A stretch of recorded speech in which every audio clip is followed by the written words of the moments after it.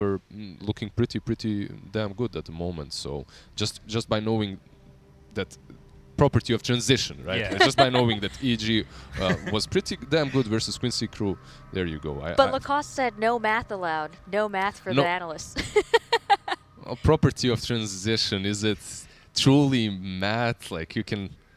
Applies to many things. Yeah, applies to Nature, very you know. many things, exactly. Dota. Yeah, but it's going to be still very close Yeah. because FNATIC did not top SEA for no reason. They were playing on point. The meta and the picks, I feel like they were ages what am I trying to say? Ahead. Ages ahead. So, sorry.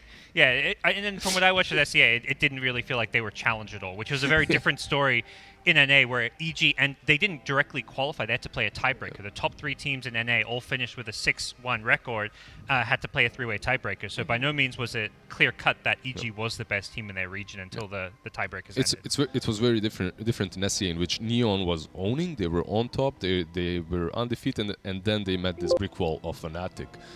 Suddenly, they weren't as great. That was probably my next question, because if you look at the stats on paper for Evil Geniuses and FNATIC, they both had pretty much identical scores in their respective leagues. They both only dropped 4 matches in the entire season, and they both placed number 1, and they both overall, you know, in the series, they went 6-1. So, but, you know, that being considered, OB Neon and T1 were 2nd and 3rd in Southeast Asia. So is that a regional thing? Do you think that Southeast Asia is maybe a slightly weaker region than North America, considering how close it was? Because the stats are so close. Yeah, I think SEA is a lot more chaotic. There's, for me in SEA, the team who's like 7th or 8th can, on their best day, take games off the top teams in SEA. The same doesn't apply so much in North America, where there's less depth at the top 4 or 5 and 8 teams. Just as good, maybe even slightly better than SEA. Yeah, and that exactly thing happened in SEA. Like, bottom team that got eliminated, Execration, they were taking games off of top teams because they had a good day with a good draft, they would just win. And then they get eliminated because everyone else figures out what they're doing, they ban out their heroes. But for FNATIC, it was pretty much always stable, and they were standing out away from the rest of the region. Some weaknesses here and there that you could notice, but overall just a very stable team. What heroes do you think we're going to see today? What heroes are we going to see banned? For me, that's very important. Is IO going out? Is Phoenix going out? Timber from FNATIC also answers your questions. We've seen a lot of really early IO bans. We haven't seen a lot of IO in the. What is that? I think it's. I'm loving it. Yeah, it's a great one. Arteezy brought a new look to Singapore. He's focused. He's keeping his hair out of his face, so that it's very important, of course. Yeah. We've seen a lot of the NA teams with like long flowing hair. Now Quinn had some some nice hair going on. The quarantine hair. Yep. Anyways, question heroes. What were we talking about? Sorry, we got distracted by lovely hair. I'll continue about EG because I've seen them just outright win matchups that aren't even that favorable for their carry. But yeah, so I think with EG they're going to be picking not to play this aggressive, fast-paced style. Like basically, they're the opposite of Thunder Predator for me. They're a team that will happily pick for the lanes, pick a hard carry, never like try and go for kill. They'll have these really low kill games. Like they'll be disciplined, low kill, farm efficient Dota, and they're looking to kind of hit their timing in the mid to late game. Is that Fly's mentality? He looks like a very disciplined guy, so I guess it translates a little bit into the game as well. I think they played that way before Fly though. Like even if you go back to the previous captains, Misery, PPD, I think it's always been this kind of EG identity to some extent. I think it's kind of a Arteezy playstyle. It's like the way most teams... Just let him farm. Yeah, I think that's the most successful way to play around Arteezy and EG. Just as a whole, have always kind of built the game a bit more around him. Yeah, we have some team head-to-head stats over here. Graph, actually, for game duration and how many wins they get. Is that FNATIC not winning before minute 30 at all, pretty much? Yeah. EG winning a lot. I think with the NA teams, you'll see them having a lot of quick wins because there's a couple teams in NA who are kind of like the punching bags of the regions that EG, Quincy Crew would just stomp in 20 minutes. Yeah, I think I saw a couple of 18, 24-minute games coming from EG as well. So. Yeah. Do you think that EG is a team that pushes for that for that early game?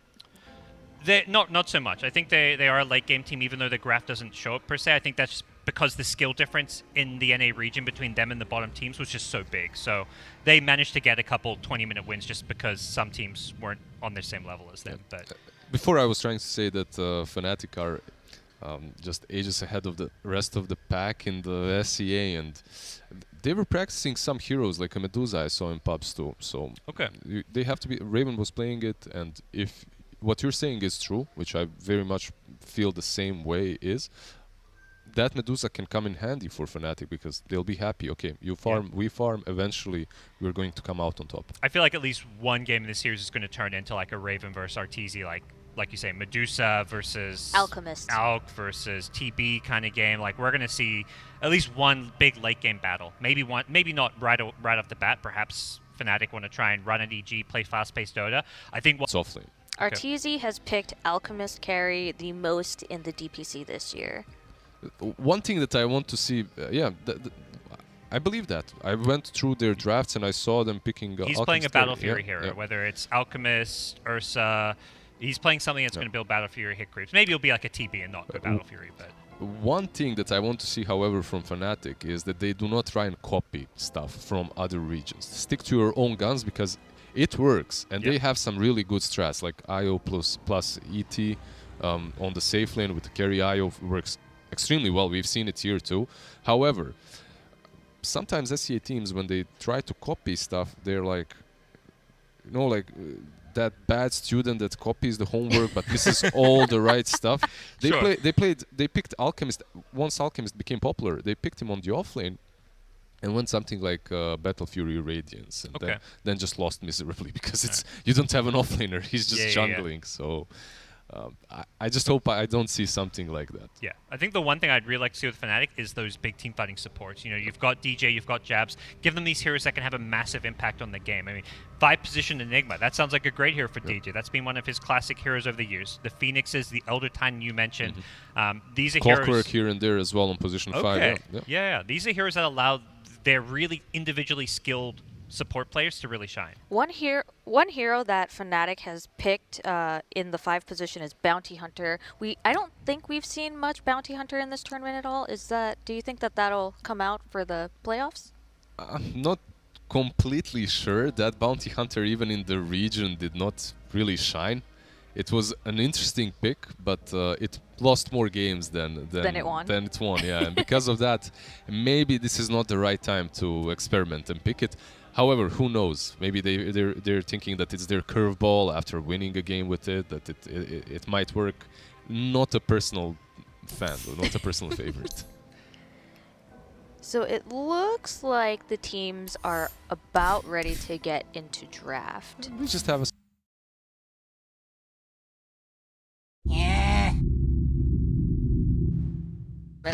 I don't think that's happening here.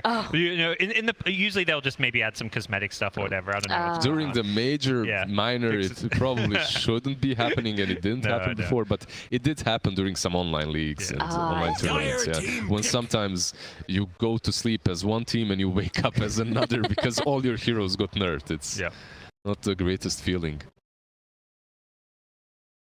Who do you think is going to pick? Do you think that either of these teams are going to pick have a pocket strat, like just something completely out of nowhere? It's a good question. I think if either team does, I think it's more likely going to be FNATIC personally.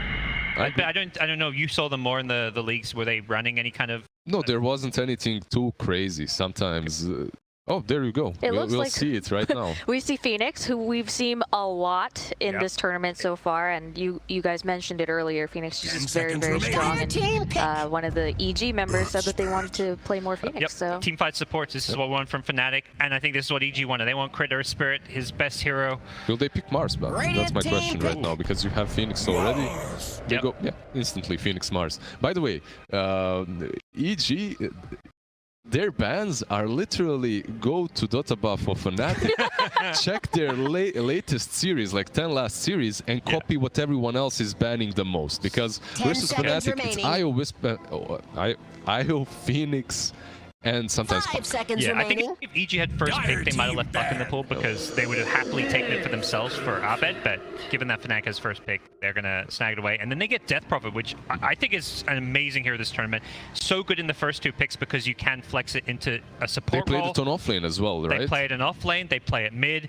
It's flexes between 3 different roles that I feel like there's no other hero that does that. It's so ridiculously strong. Like that Prophet coming into the tournament, into the wildcard, I said this hero isn't picked right now. In a few days, we'll see it probably top tier, like first pick. And the other heroes that flex, like we talk about Puck, oh, you know, maybe they're going to flex it to a support offline. It's not a good offline. It's not a good support. Like we've seen Mars flex to a 5. It's not a good 5. It can play as a 5, but Death Prophet is like a top tier. It's top tier support, top tier mid, top tier offline. Yeah. The thing is, historically, I remember this hero playing the pubs in EU on different positions. So people sometimes take time to catch on, but it finally happened after a few buffs, but not necessarily only buffs to the hero, buffs to some items that are so good on that Prophet. You can buy a couple of fluffy hats, suddenly you're a support with magic wand, raindrop, 2 fluffy hats, you don't even have boots because you're just naturally so fast. 5 seconds remaining. And you're just dishing out damage, you can't die with the siphons out. Death Prophet is the 4th most picked hero in this tournament, 34 times, with a win rate of about 47%. That's 16 wins and 18 losses. Yeah, that's solid. I think your first 2 picking a hero, you're not expecting it to carry games by itself, so around 50% win rate seems fine. Definitely. I wasn't expecting it to have like a 70-80% win rate or anything. Do you think that Death Prophet will be a mid lane or an off lane? We don't know yet. That's the problem with the hero. I always ask you this question: what lane is it? And it's just unpredictable. And it's a pretty good 5 against the Mars. Like you can zone Mars pretty well. This are Quarten ban. EG, if you they were playing pubs last night.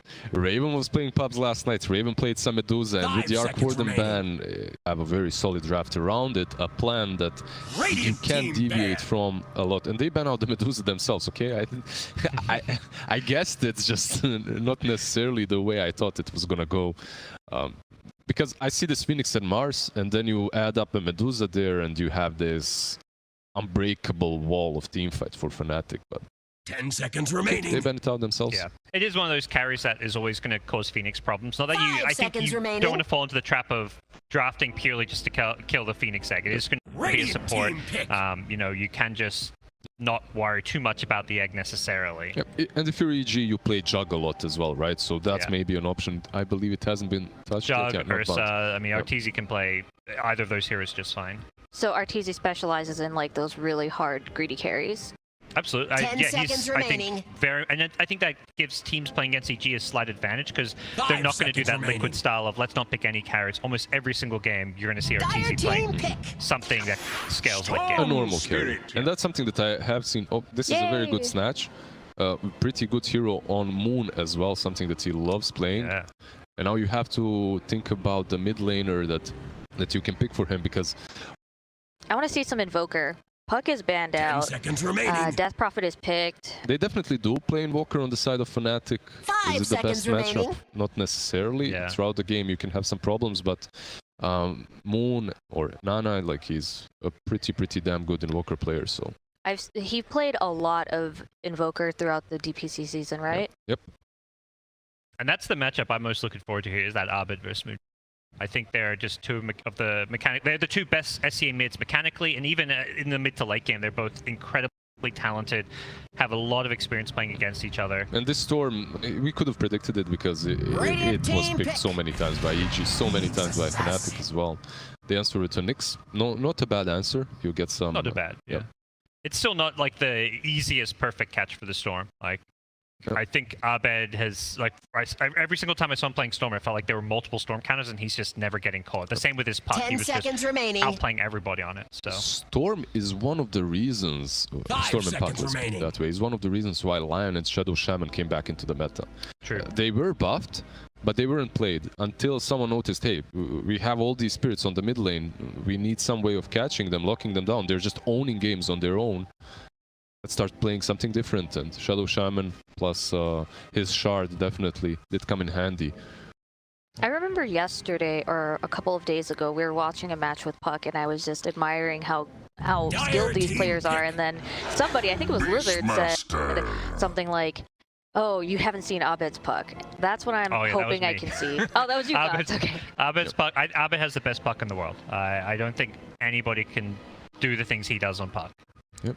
He really. It's always about pushing the hero to the limit, because there's 20, 30 mid laners out there who play a world-class Puck, but he really just pushes the hero that little bit further than others. So tell me about this. Comes from an NA boy as well. Hey, he's an SCA player, you know. SCA player in an NA team, though. Okay, so Beastmaster, this gives us some more idea about Evil Geniuses. They will be playing the Death Prophet on that position 5, offlane Beast with, obviously, crit Earth Spirit. This isn't something that, And this was another thing we saw a lot in the NADPC League, is picking these Necro 3 offliners. There was a lot of Beastmaster, a lot of Enigma as a core, because they love to play this map control vision game. They rush Necro 3, they just spam it, deward the map, use the Beastmaster Hawk, and just control the vision. Against Nyx, this causes Nyx a lot of problems. You can't use that Vendetta to kind of scout around and start fights. It becomes way more difficult, and now, even though Evil Geniuses are the ones that pick quite a few of PA games, you can see it on the SCA teams as well. Specifically on FNATIC, they love it. One problem that I have for this PA right now is 10 seconds remaining. No buffs. You don't have a hero that you don't have a single hero that makes your life easier. You have these heroes that are kind of standalone players. They have Mars plus Phoenix. They're going to team fight. Nyx has his own positives, right, with Vendetta, with searching the right target, locking it down. But there's no Beastmaster, there's no Venge, there's no Slardar, nothing like that. Do you think might be a problem. Do you think that's what they'll round out their team with? They have one more pick left. It's difficult because you have a mid laner as your last pick. Yeah, I think there's not really anything they can flex with their lanes. Like, doing a Mars mid doesn't really... It makes their draft worse, if anything, so... They're probably looking for some hero. I think you need some burst damage against Storm and Death Prophet, some way to catch them as well. You're currently relying a lot on this Nyx to start fights, or Mars with a Blink Dagger, so... We've seen Moon play Lina. Is Lina a good choice? Not really. If Death Prophet was mid, perhaps. But one hero that you mentioned that can buff up the PA's Invoker, if you go for that Quaswax, you'll at least have Alacrity later on, and he can build that utility build that your team needs, but... 10 seconds remaining. Could be problematic as well versus crits rotations. 5 seconds remaining. So who is EG looking for now? EG's looking for the Arteezy carry, so... Hero, I mean, you're gonna figure out what Fnatic's mid is first, so that's probably gonna influence it. I think even EG themselves are waiting to see what gets picked up before they already decide. see the PA, so the carry-to-carry matchup should be favored for them.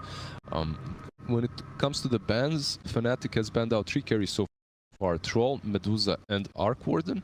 Interesting that Arc Warden isn't even that great versus PA overall, but they just wanted to protect themselves from that early enough. Is that Alchemist banned first by Fnatic as well? No Alchemist. And the last ban is Ursa. So it leaves Wraith King in the pool, which is somewhat decent, can be problematic versus Mars in the lane. Juggernaut's in the pool. Jug as well. Omni-Slash against PA, not the best, but it's decent against the Phoenix. I think How you can still about play PL? Phantom Lancer, is that a good choice? PA doesn't deal with illusions. We haven't seen EG play, I think, a single game of PL, but going back... Some in DPC they did, early on. Okay. Very early on. I think he played one match as PL. It's possible, but... Not likely. Now for Fnatic, the mid laner that we talked about, Co-op banned out. They just wanted to get rid of these matchups that are difficult for Storm, and Co-op, if you do dominate the lane, can be extremely difficult. Later on for Storm it becomes much easier. 5 seconds remaining. Because of the ulti, his ulti giving him mobility. Yeah, giving him mobility and catch, plus the item builds. They go Lash. Okay, this is a full comfort zone. They're not really taking a hero that's going to dominate the lane or the game in any big way. They're just going for the full comfort zone, and they picked Lash many times before, so... So based off of the current picks that you see, what team is going to try to make the first moves on the other team in terms of pushing towers? I think Fnatic's going to be making most of the moves, even though EG's going to be trying to take towers and objectives, but I don't think they're going to want to fight as much. Like Beastmaster, Death Prophet, with Necrobooks, with Exorcism can take objectives, but I think there's a lot more pressure on FNATIC to make these plays in the mid game with like when Mars probably wants to rush a very fast Blink Dagger this game. And the arena, you're not hitting anyone through Bulwark. Unless Steel's okay with your illusions too, I feel. So the Wraith King comes to my mind as well. Yeah. That's still an option. You are playing into Nyx, but the Shard kind of deals with that. Yeah. And even the Mars, like we used to see Mars a bit against Wraith King because you can easily clear the skeletons, but I think you can play the Wraith King. Do you think that's probably their best option at this point with only 30 seconds left? I prefer Jug myself, but Jug kind of helps you with the Phoenix Egg as well a little bit better, which is very nice. But they may have something totally different in mind. I think they need to get some kind of BKB hero. There he is. Okay. It was one or the other, pretty much. This seems like the safest pick to go for. Like there probably were other things they were considering, but this seems stable. You know what you're getting. It's not a bad Jug game. It's not a hero that's gonna just outright give you a draft advantage, but it lets EG play a, I would say, even game of Dota. I don't think either team outdrafted the other here. I have to agree. I think the drafts are very, very close. FNATIC has perhaps a slight edge when it comes to team fighting. You have Mars, you have Phoenix. Meanwhile, EG, they have a slight edge when it just comes to playing the game constantly on the enemy side with Necro Tree and Beastmaster. So that being said, who do you have as your prediction for this match, this first match? Difficult to say, but I'm gonna go with my boys. I haven't been casting SCA for the last 3 months for nothing. Yep. I'll go with FNATIC. I'm worried about the PA, I really am. She has no buffs whatsoever on her side. However, the team fight that she does have behind her is pretty strong. Okay. I think I will go with EG on this side. I really like their draft. I like it. I'm scared of the Phoenix Mars. I've seen what that can do, but I have confidence. Well, I'm going to go with my SCA boys as well, but the SCA boys, Ice, as well as Abed, those SCA boys, evil geniuses. You got me there. I was like, oh man, I'm alone. Well, how about we take a look at what ODPixel and Lacoste have to say. Gentlemen, good morning. Good morning. Good morning. What do you think? It's the first match of the day. We have some exciting drafts. We do. I've got to say, I kind of agree that it seems very even. I feel like neither team's really come out with a bad hand here. Both having a really nice finisher. The Lesh that's going to really amp up the speed that they can play with and the team fight potential they'll have around this Mars and Phoenix. And on the side of EG, I think the Jug pretty much was the obvious finisher. They do take it. And of course, it just fits nicely as well with what they were trying to do on top of what they're playing against. You know, the speed and push that they're going to be able to bring in with this Beastmaster DP Jug. It's going to come at a pace that maybe might be a little too fast for FNATIC. Yeah, I'm leaning towards EG a bit, 55-45 I would say here. It seems like a really good Juggernaut game, except like the carry matchup because of the blur. You can't Omni/PA if it's available, but yeah, Beastmaster, Dead Prophet, Third Spirit, a lot of chaos in the front lines. Like should be a fun one. All right, well, we'll see if it's a fun one. We'll leave it to you guys. Take it away. The spirit. Here we go, ladies and gentlemen. Game 1 of Evil Geniuses versus FNATIC. Of course, a series that we're just very excited to see again one of these clashes between the two regions that we've been waiting to have. North America versus SEA. Let's see who's going to have the upper hand here today. Already FNATIC bringing the whole team here. Reasons why she's picked so often. And of course, the toolkit where you have something to take the Roshan with, the position 5 that really scales. You have the AoE silence. What more can you ask from a hero? Maybe a stun on a Crypt Swarm? Hey, come on, let's not give him any ideas. So here we have it.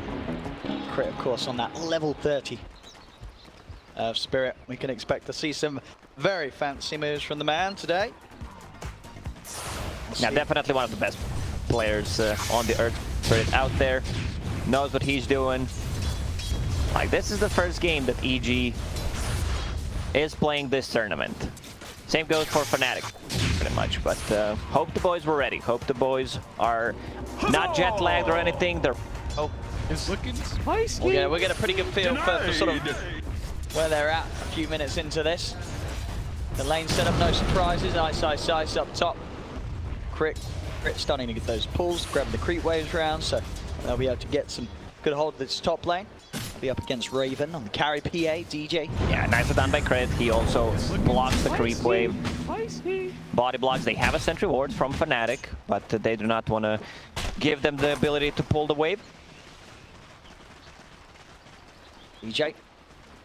Just going to try and see if we can get some denies here as Crit The waves meeting the towers. That's where mid lane matchup. Arbed against Boon. Versus the left. How do you expect this one to go? I mean, could Moon sort of punish Arbed early on, or is Arbed going to farm just fine? He should be okay. Like,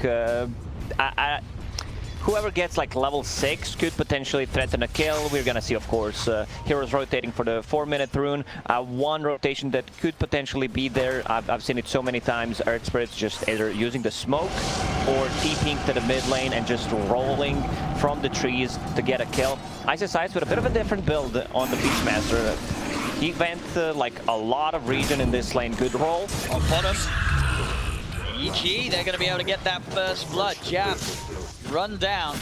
Move from the two of them flying out. They made a play onto Masteros. They just decided to turn over towards Jabs instead, knowing that there's Fire Spirits. He just doesn't have that escape. Arteezy onto a hot start. I say that though, he has been speared back in towards Jabs. Play Fury. Back up in a few seconds. He should be okay. 4 sticks. Fly has a healing salve, so he's going to use that on Arteezy. Back to full HP.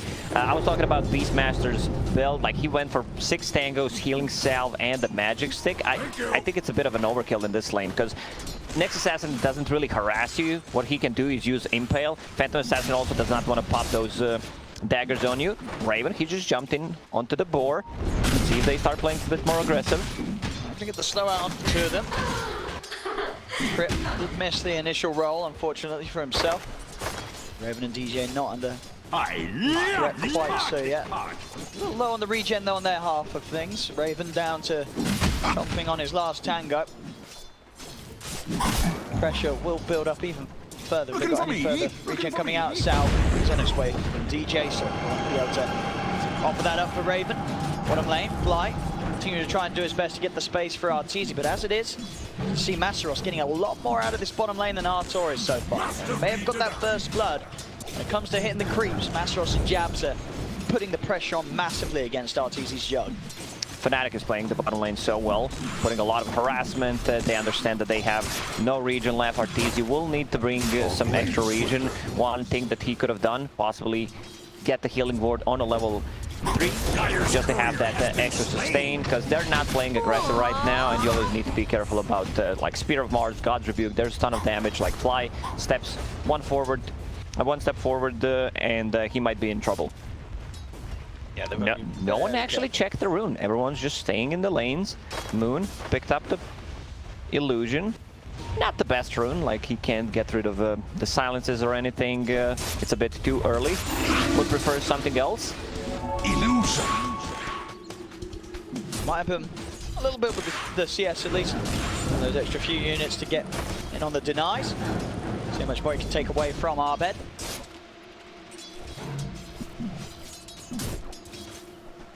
Bottom lane. It's easy. So as much as they'd like to find some sort of aggressive move with the Blade, it's so hard against these two high HP heroes. It's Fly.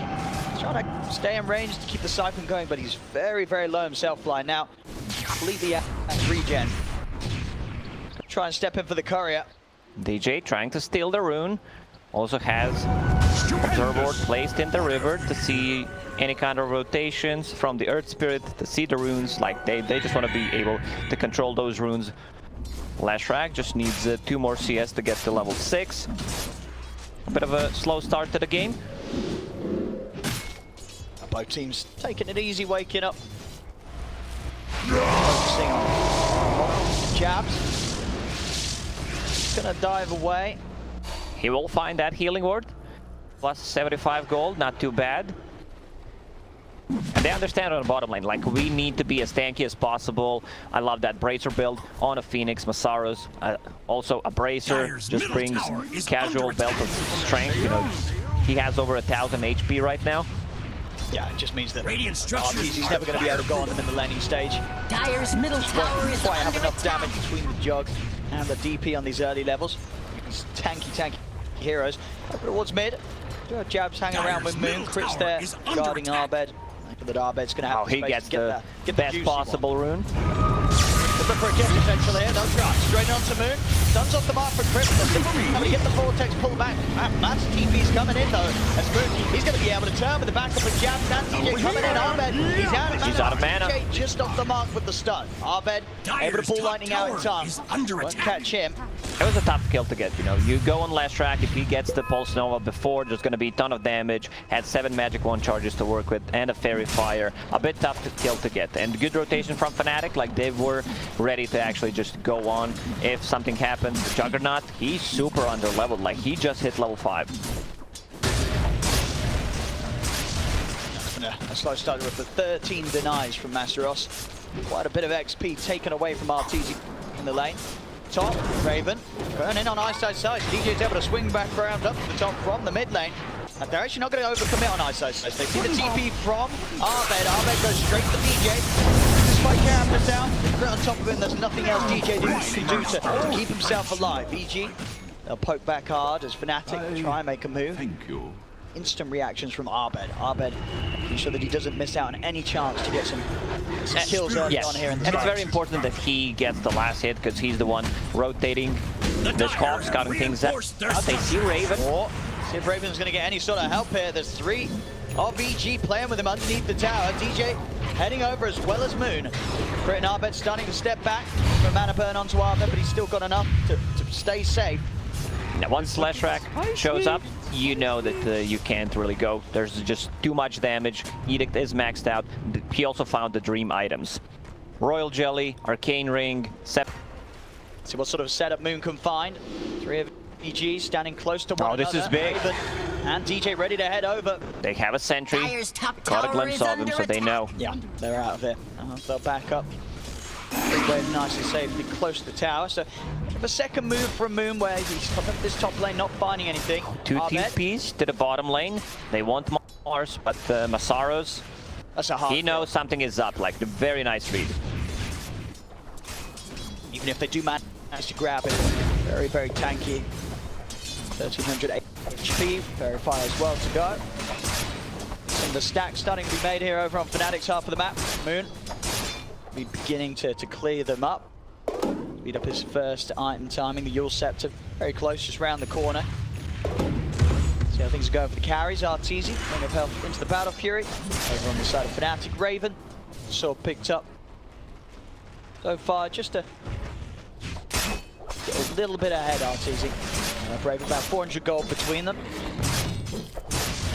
Beastmaster is level 7, no mana for Roar. Now he got it, book 1, also available. I think they should, Arteezy actually just spins and TPs to the top lane. Let's see if they can make aggressive moves. Tower at 600 HP. They know something is up. Raven goes back to the base. Seems like they do not want to defend this tower. They see Arteezy showing up. A bit too afraid from the damage coming up from the Roar and the Omni Slash. Nice move. Tower on the bottom lane, like they need to make stuff happen. Moon has Edict maxed out, so they will be easily taking that tier 1 tower on the bottom. DP was soaking up some XP on the mid lane while all that is happening, so she's level 6.5 without buying the tome 10 minutes in, which is pretty good. Storm also finds the Jelly a bit later, but still a lot of value, especially on a hero like a Storm Spirit. No, we're really just seeing absolutely fantastic awareness for both of these sides. They know exactly how their opponent wants to play. Just a 2-to-1, 10.5 minutes in, they're just avoiding one another. They know where these moves are going to come from, and they're making sure that the heroes like Raven on the PA. Yeah, it's easy for us, you know. We see everything. We see both wards from both of the teams. We see the whole map, but you know, when you're in the game, in a game like this, you need to be very careful. And as you said, both teams having a really good read what's happening. DJ. Dire's middle tower is Scout things out. Ice is going to go for the Roar. Arbed jumping over the walls. Jabs, can he burst him in time? Pulls him back with Vortex, but he hasn't got the damage. Jabs will be fine. He's going to get the Phoenix Egg off, and Arbed's got to run. Moon turns attention over towards Ice. Moon's got the stun. Take down the Beastmaster. But it was the mid Arteezy. Should be okay. Still has a Blade Fury and an Omni. Stands for Masteros. Lays down the arena. He's caught blind. FNATIC very prepared for that. As DJ able to set things up, coming in with the invis, giving them the information that they need. And EG try to make a bit too deep of a move there onto Jabs with the Roar. They just couldn't bring him down. And if you're not taking out that Phoenix before he gets the egg, you've suddenly got to bail. And they'd already thrown too much into that. It was a bit being used by Arbed. Like millisecond too late of a silence coming up from the Dead Prophet. It connected on the 3, did not connect on the Phoenix because he popped the egg. Like at least they would gotten a kill on the Phoenix. FNATIC using a smoke. They lost the tier 1 tower on the mid, which is a pretty big deal. So EG can control the top part of the map. For now, Arteezy just farming up the bottom. The good thing is they have no abilities that can go through magic immunity, so Blade Fury can always be used to just TP out. There is Edict, but you know, it doesn't stun you. Lining up the stun. He's able to find the connection on the DJ, but the spike carrier misses out. He's going to come charging in. Good silence. Arbed, but the stun is down to the right side. Comes over the exit to the Raven of Moon, trying to commit onto Arbed, but the Like if he uses it aggressively, they have multiple silences. They have ways to interrupt his like Eul Scepter into stun combo. Ice on the top lane, just farming up, getting the most out of the map. Like this is what Beastmaster does the best, controlling the top part of the map after he takes the tier 1 tower. Raven getting closer to Battle Fury. Jug has 1,000 more net worth, just needs 300 gold to finish his. Yeah, it's easy, just able to get that a little bit more out of the map. You've got the 84 CS against the 67 of Raven. The farmer's just been that more efficient from Artur.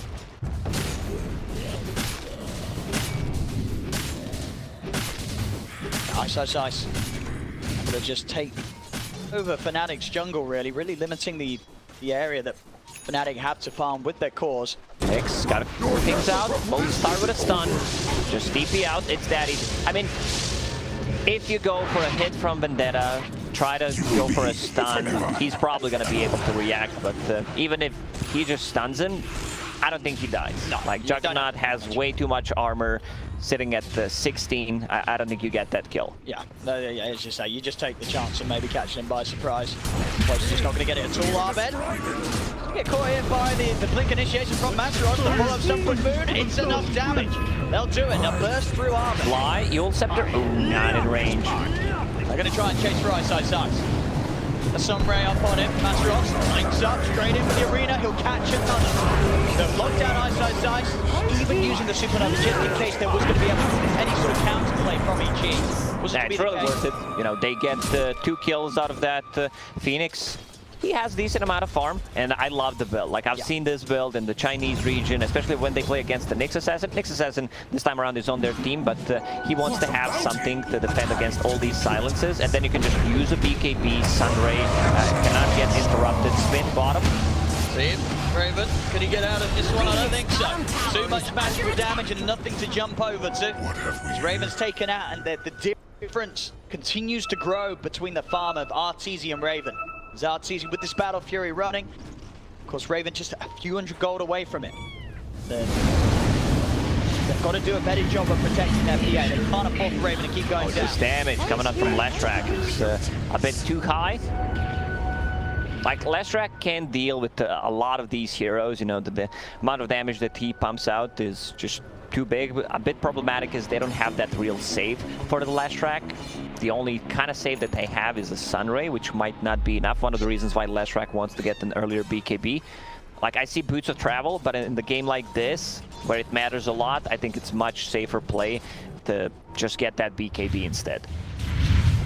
Because you're playing against the Beastmaster, sometimes Boots of Travel really, you know, does not pay off. You want to be more greedy with the item, you go for one extra wave, you get caught by a Beastmaster who provides a lot of vision. EG, Exorcism, they're instant by the pit. They've got a DD on Arteezy as well. They'll have no trouble doing this pretty quickly. If FNATIC's going to be able to get over in time, they have the Arena of Blood up and ready, but it's just far too fast. Beastmaster Death Prophet, double damage, Juggernaut, no chance of any sort of contest from FNATIC. Arbed is going to have the Aegis ready for the next fight.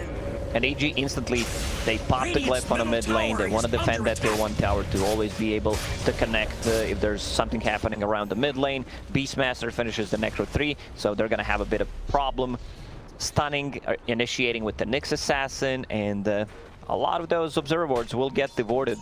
Oh, smokes to spout. EG, they know that someone's hiding here in the trees. Moon gonna going to try and do some damage on the tower. EG rather split up though, so they won't try and jumping. Crit, like keep themselves safe on the high ground. After Lash shows with the Edict on the tower, they know everyone else is there. ISSI instantly pings the top lane, like let's try to get this to tier 2 tower before 20-minute mark, take out the outpost.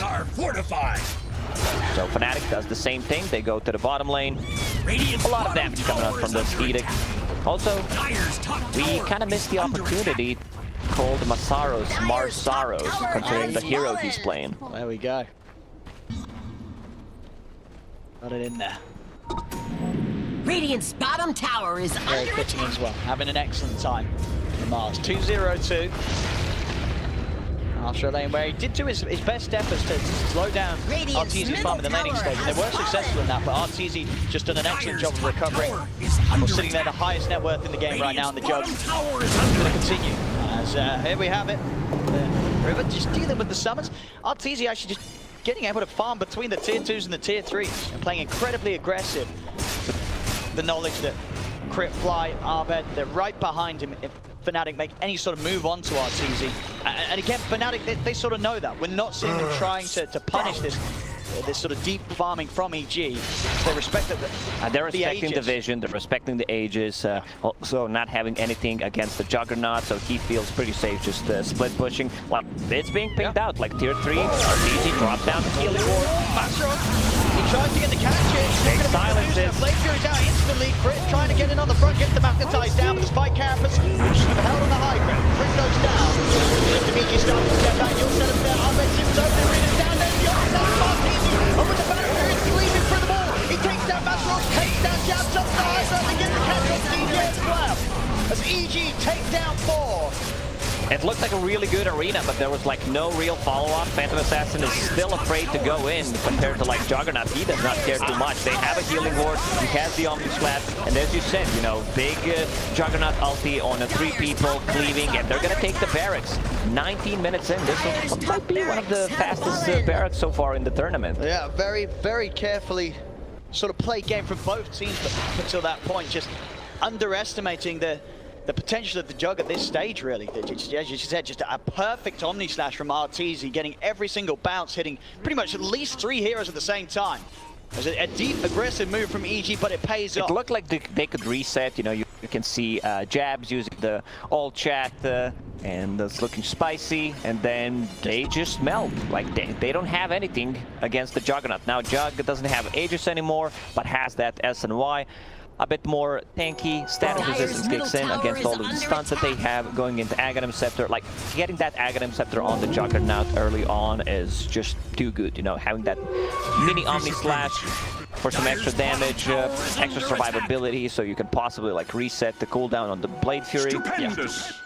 And just being able to bait out some of those defensive items and maneuvers that the enemy's going to go for when they see it coming out, so that they don't have when you come in with the hard-hitting, actual, you know, the original Omni Slash. Phantom Assassin talked about how PA does not have any kind of steroid in this game. There's like no alacrity, no empower, and she's kind of struggling. Does have a battle tree for herself, but still is not fight ready. Like, feels very unsafe for her to just jump in. Has a Mithril Hammer going for the Desolator. I don't mind that, but the third item then must be a BKB. Even though they have, you know, a lot of physical damage, a lot of stuff that goes through Magic Immunity, Exorcism, Roar, Jug ulti, you still need to be able to defend yourself. Arbed with a zip in, but the spike camera is there for DJT. They change it around. Arbed getting over because he still has that Aegis anyway. Arbed is still at the zipping. Grab Raven will go down the once. Fly and Ice are pushing back DJ whilst they leave Crit and Arbed to deal with Raven. As Raven connect from the mid lane, their heroes are relatively mobile. Mid, Boon and Masteros, I mean, they're hiding, they're going to try and make a play. They're going to get the jump onto Arteezy, but Fly comes to the side. Silence from the 2 of them. Boon has to put the BKB to try and keep this fight going. Arbed, he's immediately over to the back line, moves towards Jab. Jab is going to burn before he gets any chance to get anything out after Silence. Fly will fall in return, but there's the Omni. He's in with the slash, takes down Boon, DJ to fall as well. It's 3 down on FNATIC. EG, they'll continue with the push on this mid lane as the creep wave will be making its way over. And again, these fights, it's going to push Arteezy towards such insane item timing. The Aghanims just about 1,000 gold away. 22 minutes in, he's 3K ahead of Raven. The game is just sped up to a point that FNATIC, they're just struggling to keep up with. And Raven, he's got so much work to do to be able to get to a point where he can actually get into these fights. FNATIC tries to make a move on the Juggernaut, but he's a bit too tanky. They kind of overlap their stuns as well there, and with the status resistance, he gets the Blade Fury up. I don't think that's the hero that they can go on. It's very hard to bring him down unless they like surprise him with the Nyx Assassin. It was a decent arena, but I think Juggernaut right now just feels way too comfortable going in. Also, good jump from the Storm Spirit, realize at killing the egg, if we can just pop those BKB. So far they have 3 already done, even like Earth Spirit position 4 has a BKB, and of course the Blade Fury, so you can count that as a 4th one. I mean, yeah, that's... How do you even fight these heroes if you're FNATIC? Unless EG's out alone, but so far EG, they've not been getting caught like that. Dini is available, RTC's heading over, he's got it, they've got to run. They've exploded it out FNATIC, but they weren't able to stop EG from taking it. FNATIC's got to get out of it, Crit and Heart, they're in for the BKBs, they're on top of Raven.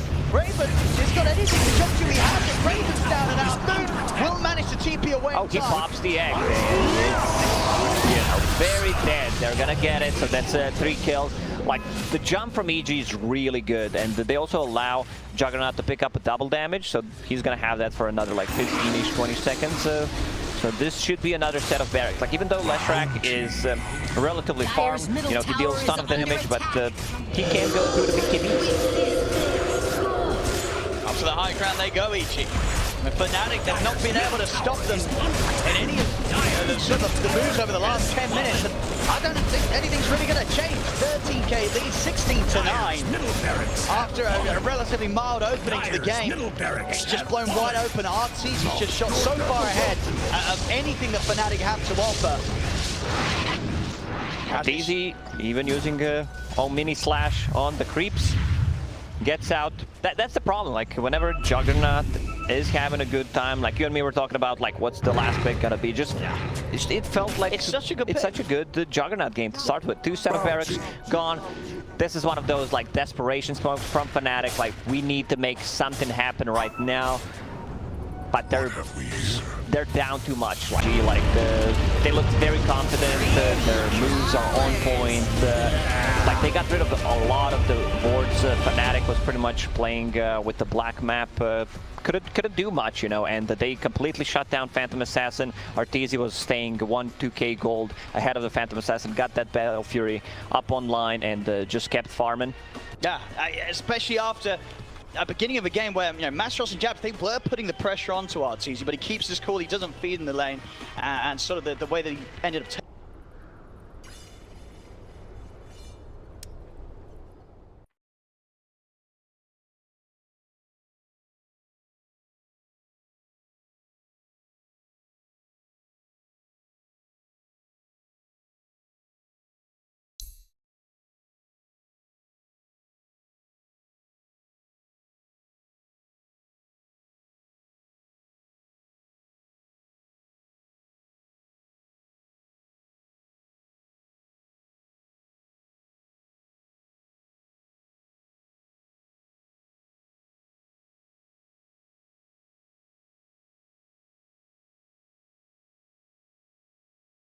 any aggressive moves. They were just, you know, waiting for EG to start something, and then they react to that. Yeah, fantastic stuff here in game 1 from Evil Geniuses, as they'll take the first victory in this best of 3 against FNATIC. Thank you very much, ODPixel and Lacoste. What a fast game. That was a very fast tempo game. That was so clinical from EG. Yeah, that's I think the disciplined EG special, and it was fast once things come online for EG. But the first 10-15 minutes, it was classic EG Dota at the same time. So it was like they're going slowly, and then once they hit their timing, they catch teams by surprise. Do you think that timing was flawless in terms of like transitioning from that farming to just destroying the team? Yeah, it was pretty good. For me, the main aspect and the main point of this game for FNATIC is that they have to control the game if EG is giving it to them. If EG is allowing you to make moves, you have to be making them. Because you're playing with Mars and Phoenix, you can't be on the receiving end of every single team fight as I've seen this in NA so many times. They, especially when you have something like a Storm or Void Spirit, they will not fight you. They will engage, force you to waste a spell, and after you've wasted it, they'll fight you afterwards. Yeah. And that's the problem. You're playing with Phoenix and Mars. You cannot allow yourself to waste spells. This game just came down to that one team fight we just saw. Before that, the kill score was like 6-5 They in were like behind. 15-20 minutes. In network, Yeah, I mean. yeah, and it was just this game where EG's like, we're not going to fight, we don't need to, we're getting more, we're, like you say, we'll force a reaction, force a spell, then back off, and then EG just win one fight, take racks, and the game is 90% over. And it's such a bad playstyle to have on the side of FNATIC if you're waiting for them to initiate on you, when you have Mars, Nyx, and Phoenix, and most importantly, Lash. This guy, he likes to take towers, he likes to take objectives. They should have been pressuring things a little bit more on their own instead of allowing Storm to jump them every single time as he wishes to. And it allowed EG to hit this item timing that FNATIC had no answer for. They just all went for BKB, Beastmaster, Earth Spirit. Heroes you don't expect to maybe get a BKB that early on. Suddenly, Mars, Phoenix, Nyx, Lesh, they do 0 damage in a fight. They're all in on this PA who didn't actually have, I mean, was going all in on physical damage, but didn't have a BKB. Even if she did, was always going to get roared during that BKB. You know, I think EG was just given too much space, too much room to just play their own game. For sure, 100%. I went with SCA. I'm obviously a slightly biased, not too much, but I just wanted to see a fun series, fun best of 3 overall, and I just want to see chaos coming from SCA, because that's what they're very good at. They're very good at these small skirmishes. They're very good at fighting you constantly, but this draft does not allow them to do that. Yeah, and I think they need a mid laner that can be a bit more active. Like Lesh comes online fast and has a lot of damage, but needs to. It doesn't have that like catcher spell. He's not like, flashy. It's not a spirit hero, you know. It's not a puck. It's not an ember and a storm spirit. And whereas on the other side, I think Abed, he was behind net worth. Like Lesh was just farming. Lesh was like 500 to 1,000 gold ahead of Abed, but Abed was making plays. He was creating space. Arteezy kind of lost his lane, but suddenly was like 1,000 gold ahead of the PA despite that at 10-15 minutes in the game. Yeah, because Abed was on top lane. He was just controlling the PA completely. He couldn't find space to farm, and then after controlling the PA, he was controlling the team fights, just jumping around that tier 1, forcing Phoenix to egg, then they disengage, then they go in again.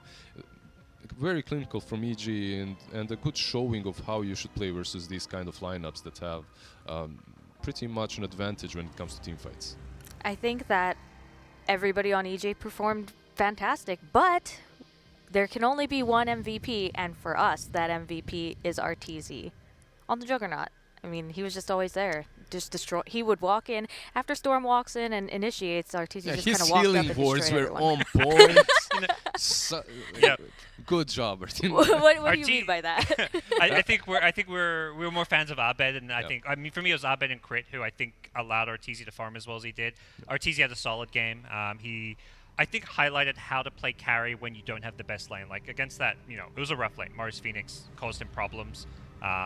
Nothing we haven't seen so many times in the current tournament as well. You're a carry, you kind of mess up in the laning stage because they're pressuring you. You buy that Battle Fury, disappear for a couple of minutes, and you come back in with an SNY and just dominate. But Jug is a kind of a hero that really fit their playstyle well.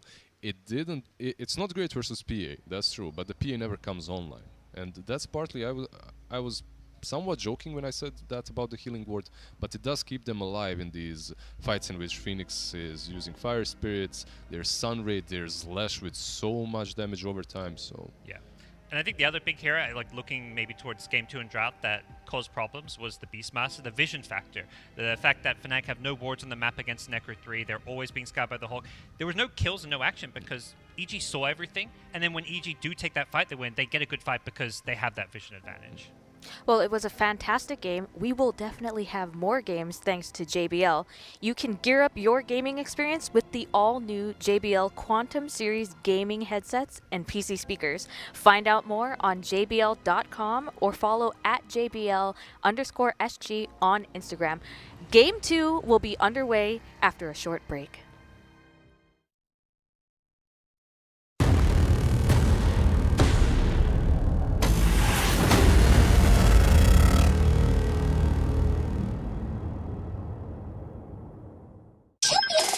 Shopee for Mega Shopping Day. Shopee for Mega Shopping Day. Shopee for Mega deals, free shipping every day. Shopee for Mega Shopping Day. Shopee Mega Shopping Day. Shopee for Mega Shopping Day. Shopee for Mega deals, free shipping every day. Shopee for Mega Shopping Day. Get the best deals this Shopee for Mega Shopping Day. Shopee.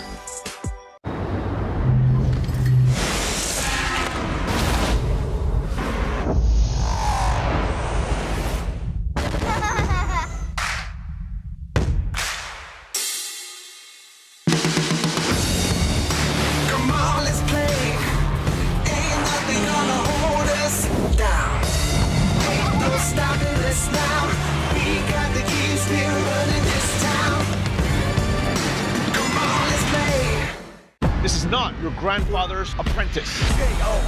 The winner will receive the once-in-a-lifetime opportunity to work for me as my protege. You bombed, and you bombed. I've fallen a million times, but I get back up and I fight, and that's what you guys will do. This is for yours. This is the toughest apprentice in history. May the best warrior win.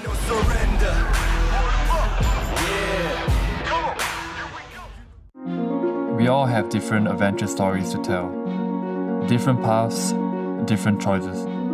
I chose an unusual path, a choice that is not for everyone. You are constantly moving from place to place. You have to sacrifice a lot of time. You have to focus to be on top. Ice does have 4-star for Valve. Oh, Ice, he's in trouble. Every journey has ups and downs. All you need is to focus on your goal. Just eating them all alive. GG, let's go! We all have different adventure stories to tell, and mine is just getting started. Pressure, frothing on the edge of taking every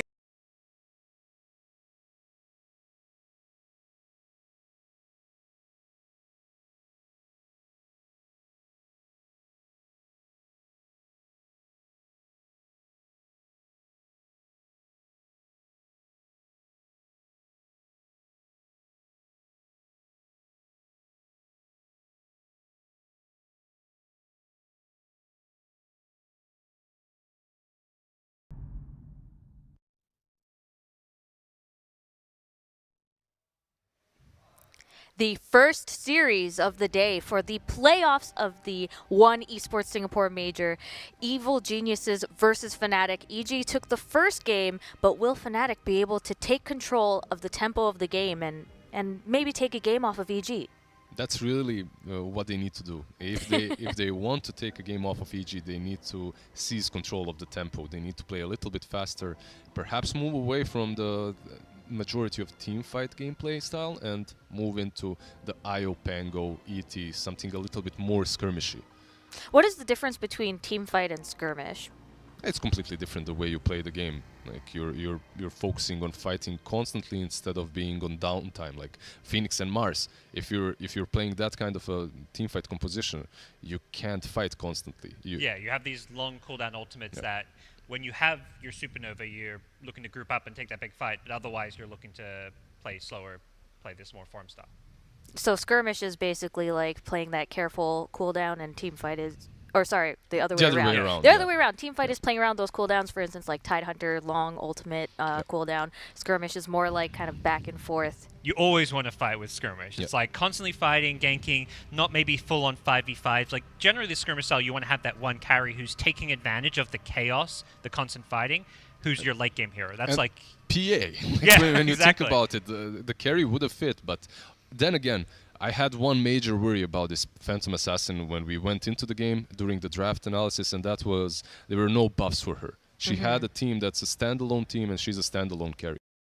That's not necessarily the best scenario for a PA player. You want to have some corrosive haze, some wave of terror, even some SF, something that at least negates their armor. Like Jack had a Beastmaster, that's perfect for him.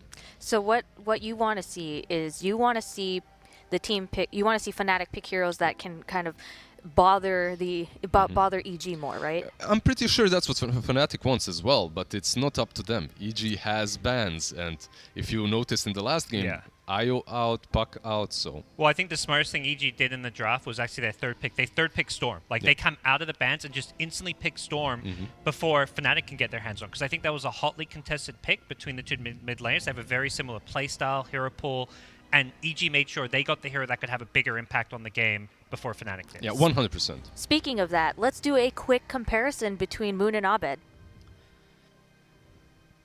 Yep. This is the matchup to watch, I think.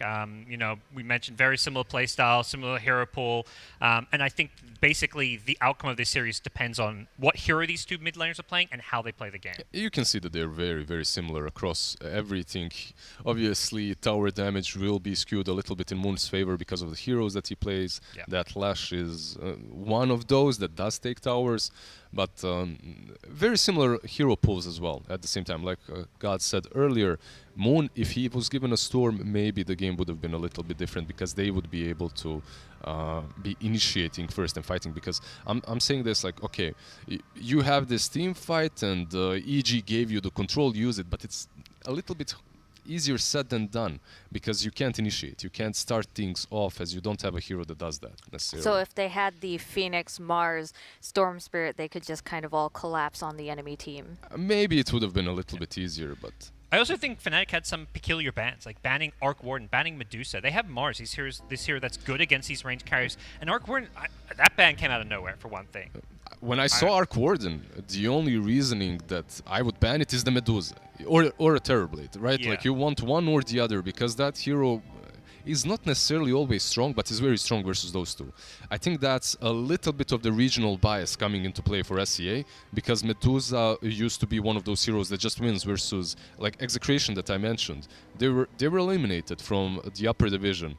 They would take games off of top 3 teams with the Medusa. So. Yeah, I think if the Arc Warden ban was replaced with like the Beastmaster ban or targeted something else, I think the draft could look very different in the game as a whole. Yep. I think FNATIC could look to play the same style and just tweak some of the things with the draft. Tweak some of the things in the draft based off of the enemy team or their own? Like, do you think they should ban better or maybe pick different? Because they had Phoenix Mars. Yeah, I think a little bit both. Like, I know we talked about maybe going away from big team fight, but I think it can work if they tweak a little bit of the bans and then maybe pick a different mid for themselves if they can get their hands on the Storm, the Puck, or even I mean the Ember, Void Spirit were still available there. They could have gone for something a bit more playmaking from the mid problem is Storm is the big brother of the 3 spirits. And wait, is this lore? Are you no. lore? No. It's just the matchups, the way they go. He's the bully. Yeah, you can definitely play Void Spirit. You can definitely play Ember, but maybe Storm has a slight advantage throughout the game because of the item builds that you go for. Like an early Orchid comes a bit faster than Voids. Let's say Aghanims with that silence, but yeah, it's playable. You can go with the Ember or Void Spirit. One thing that we mentioned about FNATIC when we said skirmishes is Timbersaw. It's Masaru's, it's SCA's favorite offlaner after Pango, so maybe that's an option for them. Yeah, that they can switch up. It was actually FNATIC who banned it game 1 too. They banned it, so they can pick it. And that's the regional bias coming into play. Sure. Right? Yeah. What is the regional bias? Do you mean like their own towards their heroes and metas? Okay. Yeah. Timber one that both teams share at least. Like, I mean, Ice, of course, signature hero of his, and often a hero that EG would flex and even pick up in that first phase, like get that 4th pick Timber, then you ban out the counters, ban out the Monkey King, ban out the Ursa if that's going to cause you problems. So it's something that both teams have to be aware of coming into a draft. That's EG, they have the upper hand here as they do have 2 players from SCA that are keeping close check on what their ex-teammates are playing. It's so well. That's the thing. The ex-teammates. Ice just left FNATIC. He's been with them for years at this point, ever since leaving Faceless. So he knows, especially the 2 FNATIC supports. He's been on teams with them for long. He knows exactly FNATIC's playstyle, the heroes they like, any kind of surprises that might come out. And I think FNATIC, for the most part, have generally been bested by EG. These teams have played a lot at majors, big events, and FNATIC have always struggled to get past EG. Do you think that Ice joining the team in, I believe it was December of last year, do you think that he's fully assimilated within EG? Within the within the Salt? Has the Salt taken over, Parker? No. I think Ice has brought his own flair. Every NA player I talk to, you know, in the NADPC League, it's like, man, ISS has like brought a ton of new ideas because he plays the offlane so uniquely, so different. He's way more aggressive. He has games where he goes 0-5, but it's like he is just this crazy man, in the offlane. And Crit himself has said, he's like, I've never played with, we as EG and me as an individual player, we've never played with someone like ISS. Like, EG's gone through a number of different players in the offlane over the years, Universe, S4, among others, and ISS is like, yeah, this is totally something different. Yeah. He's got his own ideas, we're learning to play around him, but they all praised him and said, like, it's, you know, that's like the perfect mindset for an offlane player, right? Like his own ideas, his own mindset, his own peculiar style of play that throws you off, like an offlaner pretty much should be doing. And I think that Crit ISS duo in the offlane is perhaps one of the scariest 3-position plus 4-position combo players. Like their individual skill and the way they're syncing up together. Like to answer your question, like he's fitting perfectly to EG. Those two, I can't think of maybe a better offlane duo in the tournament. And maybe when it comes to skill discrepancy and when it comes to like just experience, they have a slight edge on that 3 and 4, but mostly on 3 actually.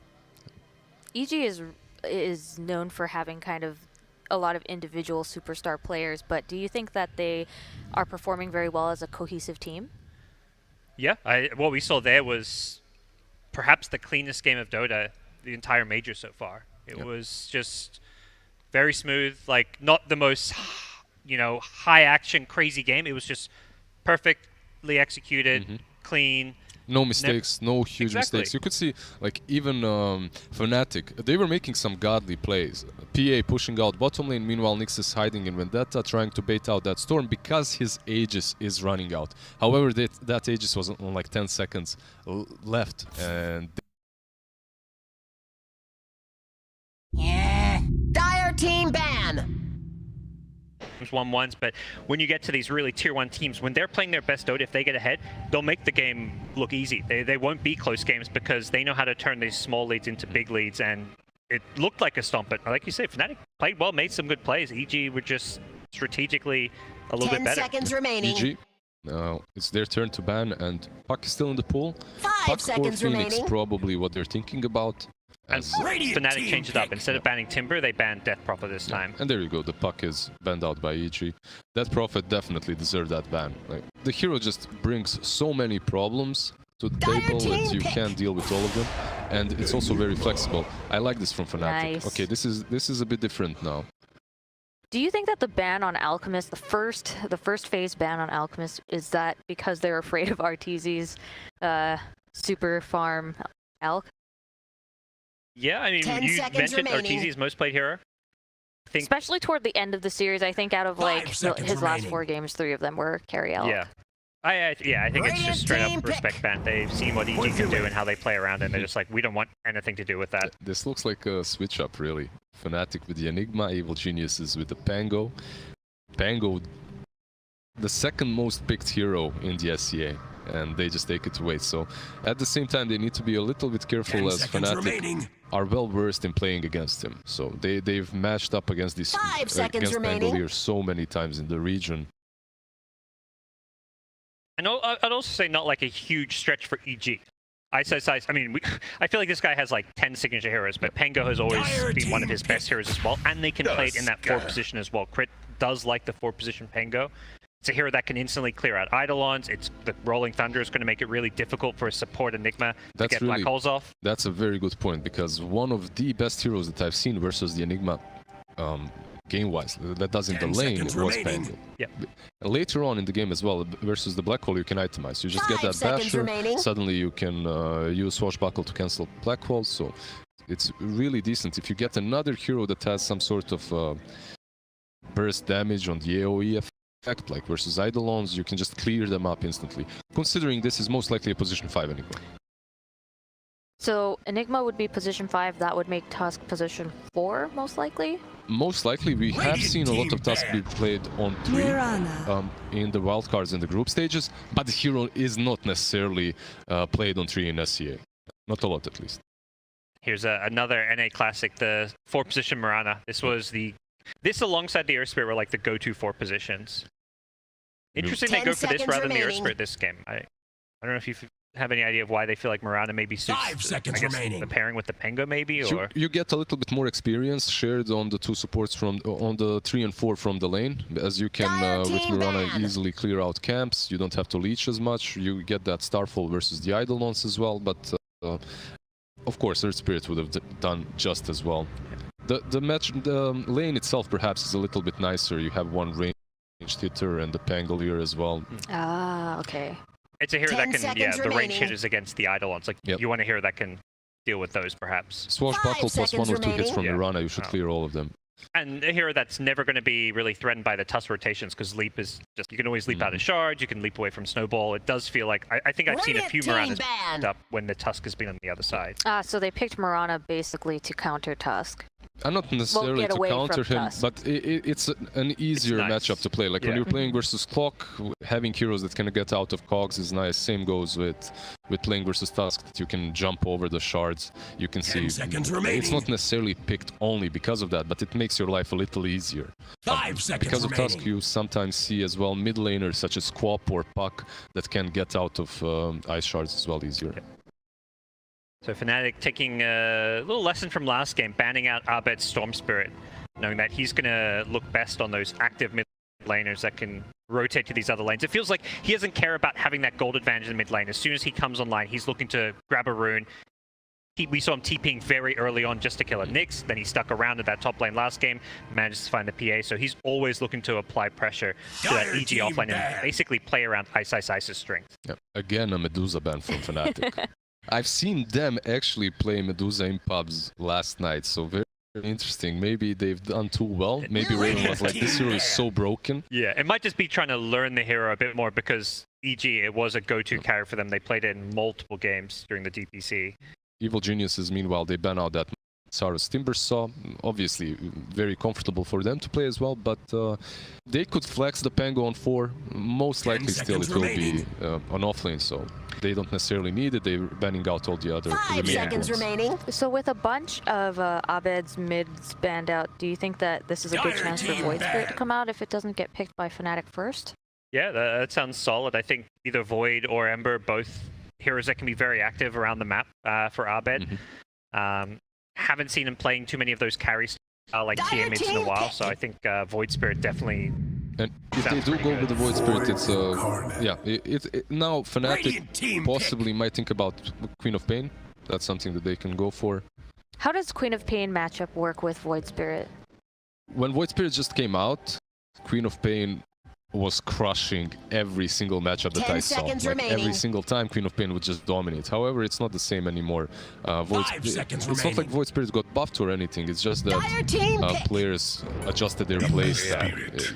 And I like this better than the Quap. You have catch. I think I've seen, like you say, Void Spirits adjust their playstyle. You can dodge the daggers, just use your spells to farm creeps. So, and it just playstyle wise, it gives them that mid laner that has, I think, more. The playmaking from a Quap is it's just different to Ember. Ember sets up kills and can find pickoffs kind of alone. 5 seconds remaining. The difference as well is it's always much freer to play an Ember than a Quap. With a Quap, if you make one mistake, that one blink and out of position, you're just done. So you can burst targets down, but it can be very dangerous for you to be active constantly. And if you're more comfortable with an Ember Spirit, then definitely. Yeah. The Spirit heroes, you're happy to be the first hero into a fight. I feel like Quap, you're never blinking in to start a fight. You're never initiating, whereas all 3 Spirits, more than happy to 4, really. Happy to be the ones leading the charge. So this will be an Ember versus Void mid? Most likely, yes. This is looking like a much different game than the first one.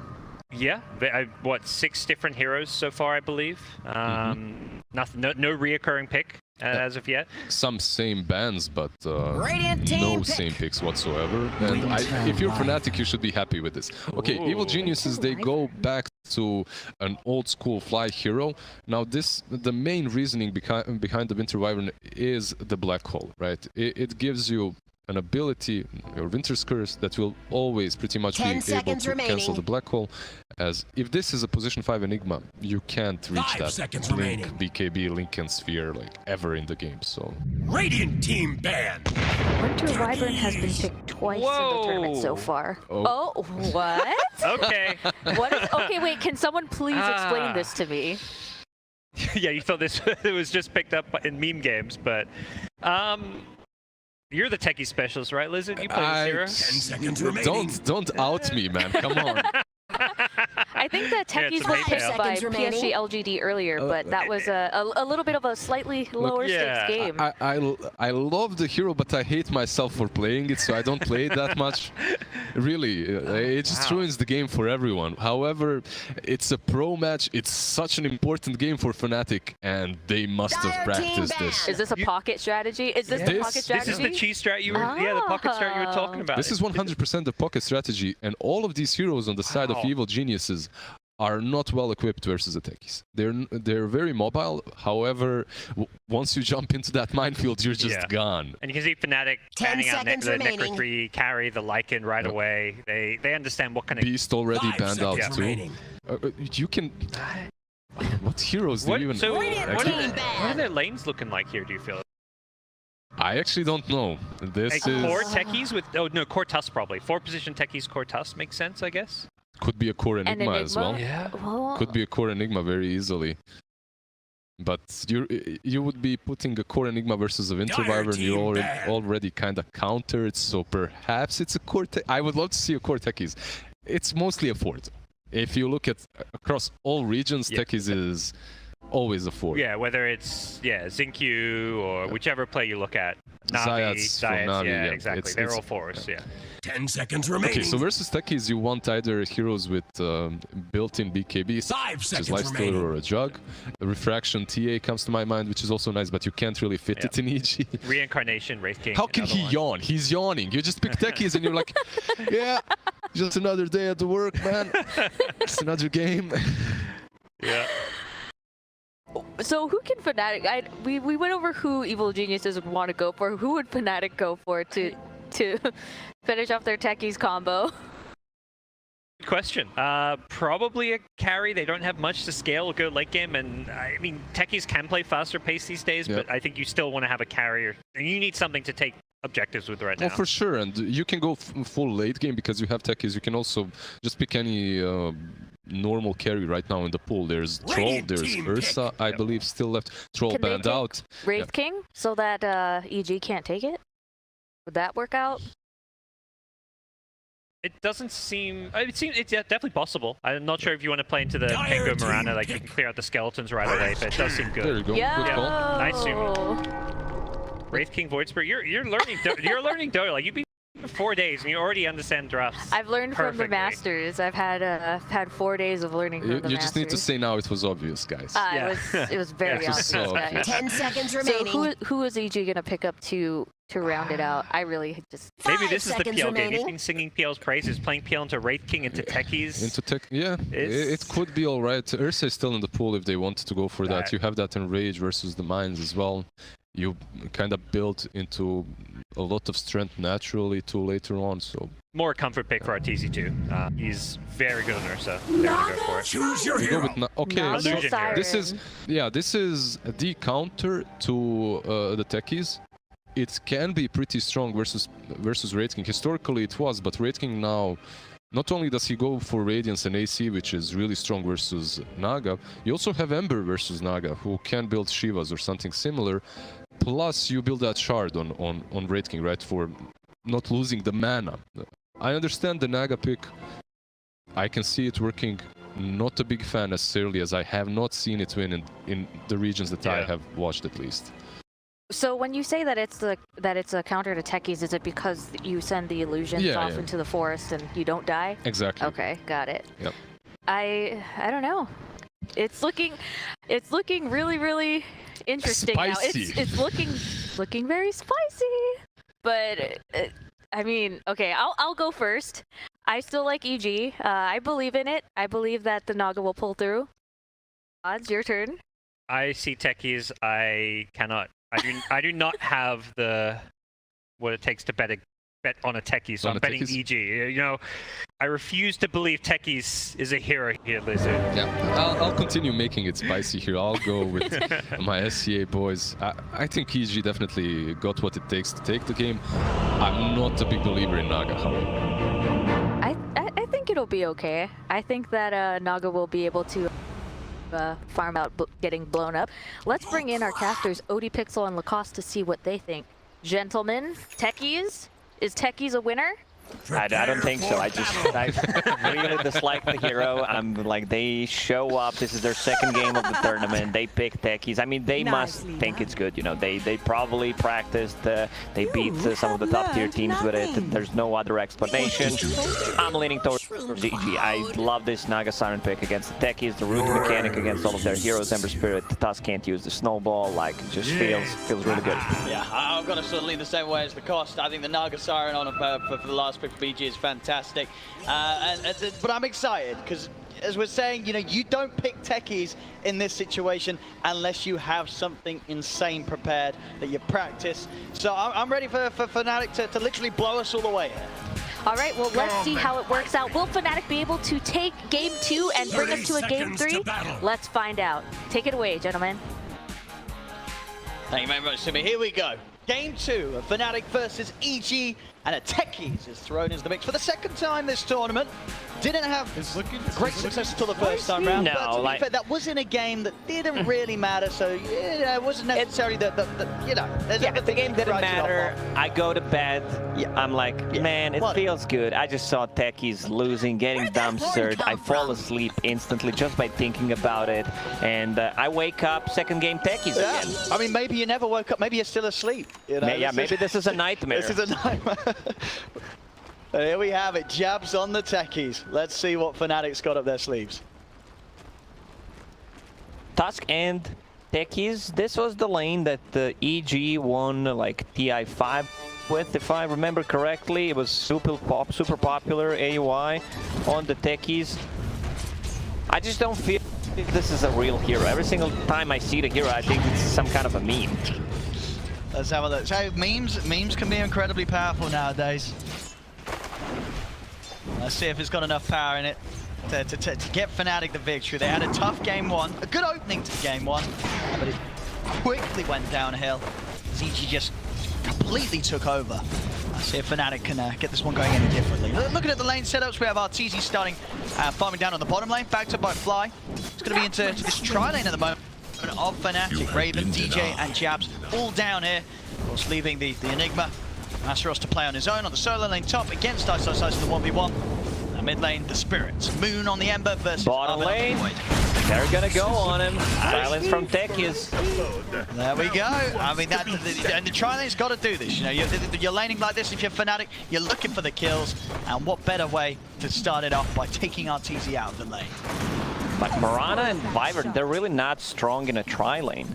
Neither is Naga Siren. They need to be careful about the Techies. Like, if they keep having this tri-lane, Wyvern, especially level 1, you have Arctic Burn, Splinter Blast. You know, once you get the levels, if you can get to level 3, it's fine. But compared to the tag team, like, it's just so much damage coming up from the Tusk, and of course the Techies blast off. You need to be careful about that. Techies peeping mid. It's a ganking Techies. Oh, here we go, Jabs.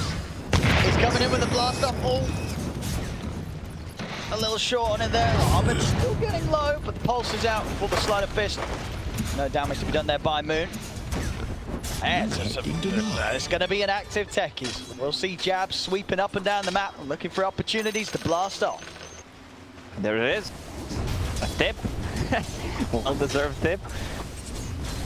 This is a kind of a rotation that we've seen multiple times, where position 4 just peeks out into the trees. It's so much easier to execute. I mean, it's only doable when you're playing Radiant, pretty much. Snap on him. Keep trying to get aggressive onto Raven. The blast off from Jabs comes over towards RTZ. RTZ getting taken down low by the tag team. RTZ's got to run. He's into the trees and he's away. Still live. FNATIC themselves also very low. Get RTZ salved up. Same to be said for Raven. Both Jabs, DJ, not actually having any HP regen out themselves. Will stay low. Turn towards Crypt. Crypt's level 2. No chance of catching him. Leaps available. We're making this game easier for our observers. You know, tri-lane versus tri-lane, mid. I don't think anyone's gonna die there. Same goes for the top lane. So just watch the bottom lane. We're gonna be good. But to go back to the top lane a bit, you know, Pangolier, by Ice. I think he was pretty much the first player that started playing it competitively. Had a couple of videos how to play him. I learned a lot. Like, he's the one who taught me how to play the hero. And when I was like, vector targeted ability, what is that? I don't have a degree in math, man. I have to watch some videos to know like what's going on. I don't even know what a vector is. So he certainly does that. So, a good block off onto Masteros here. That's another proc. Won't quite get it down the next hit, so Masteros could be fine. Masteros got a creature coming out over towards the bottom. Jabs tries to jump in. He's not going to be able to get the kill. Ends up getting taken down as Fly turns towards him. DJ trying to escape.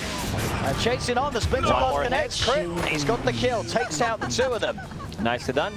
Abed has double damage on the mid lane. They might try to go for him. Good attempt with the Remnant there, Abed, but couldn't quite find the angle between the creep waves coming in.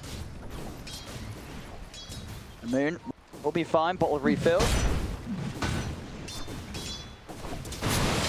Top lane Masteros really wanting to stick in this lane, but say very low on the HP. Nice. He's out of mana though. Trying to build up the bottle. Got himself the clarity and the boots coming out. So we'll manage to keep up the pressure. Top lane going pretty much as expected. Ice getting the lead on the CS, but of course, Swashbuckle is super strong against the Eidolons. You have that extra CS potential. He bought Boots of Speed first to be a bit like if he gets the proc with Orb of Venom as well, he might get a kill. Rana will be more than fine with the leaps available. Was able to grab that bouncy rim before Jabs. DJ could get on top of him. Back over towards the mid. 26-7 against the 31 for 7. Moon still with a slight edge. The all-important move for both of these is going to be that 6-minute rune. It's both heroes absolute killers when it comes to rotating if they get themselves that DD or Arcane. Both of these spirits very good at like. EG needs to be a bit more careful because they are playing aggressive tri-lane, which means that they will be closer to the tower, so they're more vulnerable to rotations coming out from the spirit. Bottom tower is under attack. Bottom lane Raven is getting heavily pressured here by just the two of them, Martesi and Fly. DJ make his way back over to try and get some of this pressure that was getting put on the tower. See over by the runes, Abed will be the one to grab it. Jab's coming in with a blast. Abed already away with it. With the Astral Step himself. Try for the arrow connection, won't quite manage to catch Moon. What do you think about Techie's performance so far? I mean, I like the attempts here for Jabs. You know, he's very, very active. He's going from lane to lane, trying to jump in with the blast off, but the impact, it feels like it's not as great as they kind of need it to be. But when you've got this hero moving around the map. First one to connect on the Void Spirit. Now he once again dodged it. So a lot of time wasted by Techie. Either having a tri-lane, there's the blast off. Well, this time, that will certainly do it. Level 2 blast off, Jabs has the damage. Back up a DJ and his tag team. Catch a crit out this time.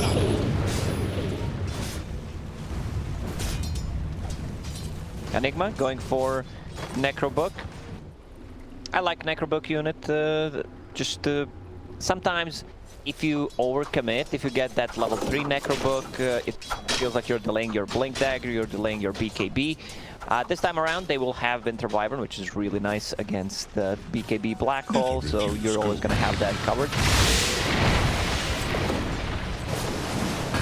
Top, they're going to be able to get the angle. Ice sits up with a swashbuckle crit. Tries to get in on this, but they're turning things around. Black Hole's dropped down from Masteros. The follow-up damage from Jabs and Moon. Side will get punished for that. To get him behind the tower. FNATIC going to be a team to let him get away with it. A bit too deep. At one point, Naga Siren will need to bail from the bottom lane, just go to the jungle, because she's not getting too much arm on the bottom lane anymore. And yeah, Artesia already bailing. See mid, Abed trying to go for Moon. I'm going to have the snowball. Jabs. Over the extra punches, blocking that tag team. Again, EG losing some of their cores here, as FNATIC are doing an excellent job of reacting to these attempts from EG underneath towers. Necrobook done on Enigma, just needs to use the courier, then he can start putting some more pressure on the tower. I would love Ice to be a bit more active. He can't play aggressively on a Raid King. Raven is having a really good time on this Raid King, going into hands of Midas. Radiance already knows what he's gonna be up against. Naga Siren and the Illusions, you want to have that Radiance as soon as possible. Like, I don't think it's that good of a game for Naga Siren to get the Fusel Blade, even though like it is still good item build on Naga. Raven can buy a shard, and yeah, I think Arteezy just wants to get like a higher tier item after getting the Manta style. Alright, I'll bet. Make a play onto Raven with the back of a by-side. Oh, that's nice and done. Get it the second time round. Jabs watching from the side. Rolling Thunder out from my side. Be able to find the line over towards Jabs as well. I went up to damage to take down Raven. Jump forward on towards the Void Spirit. Jabs trying to go for the kill. He's got to be careful. One more jump from Arben will catch him. Jabs. He's hiding. Able to dissimulate. Jabs. He's gone. Killed the mine. Plus 25. I like how mines are, you know, 25. 25 easy MMR. 25 gold. That was nicely done. I thought that they will not be able to kill like Raid King twice, but the Techies was there, kind of died for his teammate. Meanwhile, in the top lane, Lazarus manages to kill the tier 1 tower. Ice will try to do the same thing. Orb of Corrosion still works on the tower overtime damage and the minus armor, but they are a bit limited on the tower damage this game until like Naga Sirens gets big. Yeah. The pushing potential definitely a little better early on for FNATIC if they're able to find opportunities for team fights. Bottom lane, Moon. He's down here on his own. Ice and Arben are hunting for him. Rolling Thunder's at the ready. Moon's got to be careful. If Ice can get an angle to get in with the ult, Arben does continue to bait. Ice not committing with the Rolling Thunder, knowing that Moon will be able to jump away with the Remnant. Still chasing, trying to make stuff happen. Moon not lucky with the trusty shovel. Ideally, you want to pick up a bounty rune, refill your bottle. Nice. He's actually going to be able to find him with the setup Rolling Thunder, but Moon, he's out with the Remnant. The arrow just off the mark. From anime, you know, that one does not miss. They can start playing on the bottom as well. I don't think FNATIC will defend. That there is a catapult. Pangolier should be able to take this tier 1 tower. Arteezy just keeps farming up. A bit of a lane, a bit of a jungle, farming that Manta style. We might see, again, a slower game. There's a Naga Siren, there's a Techies. Bottom tower has fallen. Definitely the potential. Be a bit of a longer one, which is going to do. You know, game 1 was rather quick, rather brief, so making up for how rapid the first game came to an end.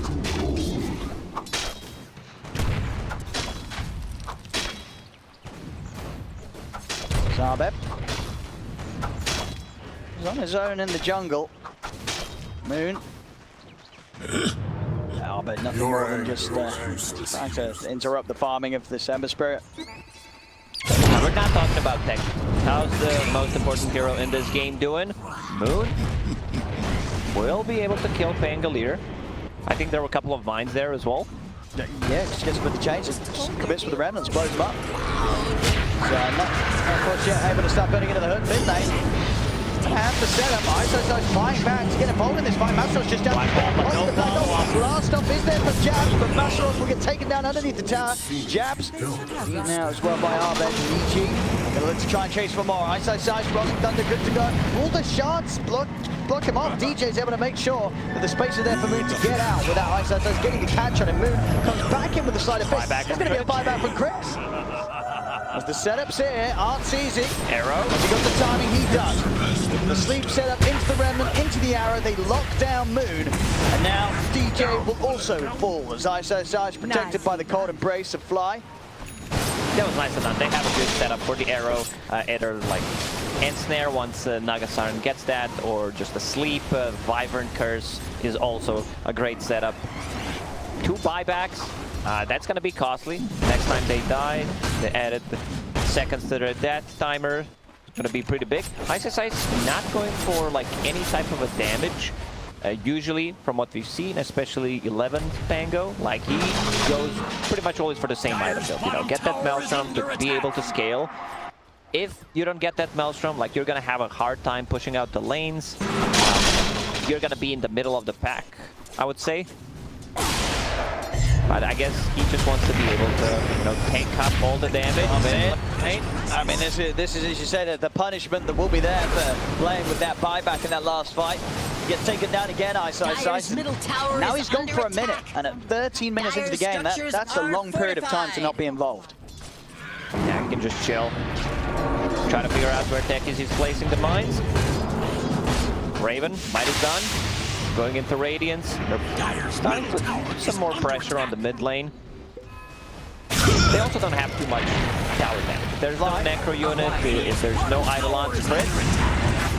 Where is he? Not saving his body fly. He's completely alone in Fly's FNATIC. And some good kills one after the other, while EG's not got the full squad alive. And it is indeed just given that time for Raven. Still though, RTZ very far ahead of anyone else in the game. 2K lead. SNY into Orchid. SNY, okay. This is pretty much the first SNY I've seen on Naga. I didn't see too much of Naga, but the ones that I've seen in Southeast Asia, seen always went for the Manta style because, you know, it increases your farm. You get those extra illusions. You can dispel stuff. Not too many stuff to dispel this time around. Techies silence, chains, but he's going for status resistance instead. Going into Orchid. I mean, Gen G like that, going for the Orchid on the Naga Siren. Maybe they feel they need like another way of lockdown, but going for 2 Orchids. Like Void Spirit's already getting an Orchid, so maybe he could go for something else. Is under attack. Like if he wants to tank up, like Scotty is a good choice. I've also seen him play Naga Siren like Manta style into Butterfly straight away when they have a heavy physical damage. Maybe they think like we don't have enough lockdown, like we need to be able to deal with like Snowball coming up from the Tusk. Enigma will eventually get a BKB, so like that's not gonna matter. Bottom lane, Arrow will connect. Very nice setup. Have they got enough damage though into the root? It's gonna be close. Stick charge pop from Moon and the Remnant. It's up. He's away. Not wide enough. Control the damage between the two of them. Meanwhile, up at the top half of the map, Arbet's in trouble. Yeah, it's going to be ticking him down. Shards off the marks. Arbet's able to jump down to the low ground with the dissimulate. He's good. He's going to get out. Oh, he's away. That was so close. Yeah, it might be a bit of an overkill getting 2 Orchids. Let's see if he commits for it. He just bought a quarter staff. He could turn that into Butterfly, but now he's all in. Has that Oblivion staff. Oh, crit. He actually lands the arrow there. That's solo kill. Absolutely is there, Moon. He wasn't ready for that at all. Heads down to the low ground, and I guess just so the arrow coming in at a distance that he didn't see it when he was actually up there on the same level as it. And a beautiful shot from Crit catches him out. You know where those mines are going to be, at least for the tier 1 tower. You know he wants to place them around that tree area. They dewarded Orchid, already done on the Void Spirit. I like Spirit is, yeah, they have this Orchid. I do not have a way of defending myself. Maybe I'll need to buy a BKB so he does not commit early on, even though he's having a Javelin and Mithril Hammer, so just keeping the Javelin locked. Dire's top tower is under attack. See mid, ice. Trying to keep the pressure off the tier 1 tower. Bottom lane, EG. They're ready to jump in and look for jabs. And Arbet, he's found him. Set up with the Orchid into the Remnant. He's going to have to burst to take down jabs. DJ unable to save him. Dire's top tower is under attack. Towards mid, ice. Try and lead things in onto Raven. Raven, he's got the reincarnation. Good bounces. They can do it a second time. Chris coming over the arrow. Oh, it's perfectly timed. He manages to land it over the one to the side. Flies from Masaros with the curse to make sure that there's no black hole to threaten the rest of EG. That was such a nice move from Chris. You know, he has pretty much one job, control Enigma. Even when Enigma gets a Blink Dagger BKB, he needs to stay away as further as possible and just cancel that black hole. The fly. Yeah. What did I say, crit? Yeah, fly. Now I'm simply having some flashbacks from crit. Oh yeah, the quick crit. Yeah. I remember. 10 to 10. 18 minutes in. It's a close one. is. Radiant's middle tower is as minutes pass, you know, it is a game where Arteezy's Naga Siren feels like it's only going to get further ahead with the speed that Arteezy is able to farm at the map with the illusions. See if Raven is able to catch up once he has the Radiance complete. It's very close to the relic. 3,200 gold onto it. Attack. He's so far ahead of Raid King. Like, he's getting closer and closer. The relic is going to be 20 minutes, Radiance Midas. Like, if they manage to kill him one more time, Raven's not getting too much out of the map. It's very hard for all the techies to set things up because they have Naga Siren illusions. You know, you have ways to deal with those bombs. I'll be looking for the setup. Top Raven, no on for 30 seconds. Radiant's courier was a little caught cautious in a with EG crossfire. hanging around. Radiant's top tower is under attack. Back up, try and reset. Get back in with the invis. Overlord, all-day Master Rush, he'll just drop it straight up onto my side. Don't get the kill, but now they've got to be cautious as Moon. He's very low on the mana. Into the Orchid, he's silenced and held in place. Moon, he's going to die for this effort. They may have got Ice, but it's a black hole down and also their mid laner down. This should be a tier 1 tower on the mid lane. They got the Pango. Seems like Ice is playing more of a sacrificial role this time around. You know, he's tanking the spell. Song will still catch Enigma. And will indeed, Master Rush. Meet the arrow. Tower is under attack. Let's see if they can time it. Yes, they can. Very nicely done. I mean, they have a super solid setup, both the Remnant or the arrow, either one. It's going to catch whoever gets set up upon by the sleep. Bomb. Not kill anything. Didn't hit anything at all. Tips out from Fly as well. If this was attack is in my top, this is those mines. I can see queuing up the Shadow Amulet. I'm a bit worried. But he's having a good time, you know. He's farming up almost a full Aghanim scepter done. Yes, it's always very hard to get a good read on a techies game. Like, one mistake, they go for the high ground, they go inside the trees, 2 heroes, they instantly die. Suddenly it's 3 versus 5, they chase you, they get the Roche. That's very hard to predict, like, what can happen in techies games. No, absolutely. Yeah, even though it's 2k lead for EG, and Arteezy's as big as he is, we're not quite into that techies territory that it gets to. And when EG do have to try and seize the high ground mid lane, setups there. These Orchids certainly getting the job done. He's getting caught out. He does not have a way of defending himself. At least, you know, he did not go for the Maelstrom, lock that Javelin, so just needs a recipe to buy a BKB. That's going to help quite a lot against 2 Orchids. And they're going to look for Roshichi. With a lot of Moon in the game. You know, you have Pango. Pango is very strong in a lot of departments. You know, getting minus armor from the Lucky Shot, disarm, minus armor from more of a corrosion, Riptide, minus armor. What is he sitting at? Minus 2 right now, minus 13, I believe that's it. Coming over to contest this is very hard for you. I mean, very hard for FNATIC. Like, you always have a song. You no chance of fighting into this around the pit. So EG line up too strong. To talk about is, like, Tusk, his, you know, shards. It's really not that good this game. 1, 2, 3, 4 heroes that can get over the shards easily. So, like, even if you get a good block off, doesn't really matter that much. Pangolier picking up a Blink Dagger, so it's going to be much easier for him to cut into backline, possibly find Enigma, who still does not have a Blink Dagger. Mid lane Arteezy. He's diving in onto the Jabs. Got the setup as he's going to back away. Doesn't want to stick around too long with the Axe. That stats. Jabs is tanky enough to live through the damage of the illusions. Ice. He's looking for the cleanup. He's going in. He's going towards the fountain. Oh. Yeah, he's going to start TPing out. Bit of a wild move there. You know, one of the reasons why we love to see Ice.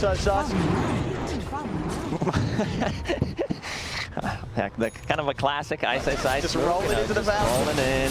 Knows that he can die. Arrow connects on a Tusk, but there is no follow-up. Aegis on the Naga Siren. They can continue to get the most out of the map.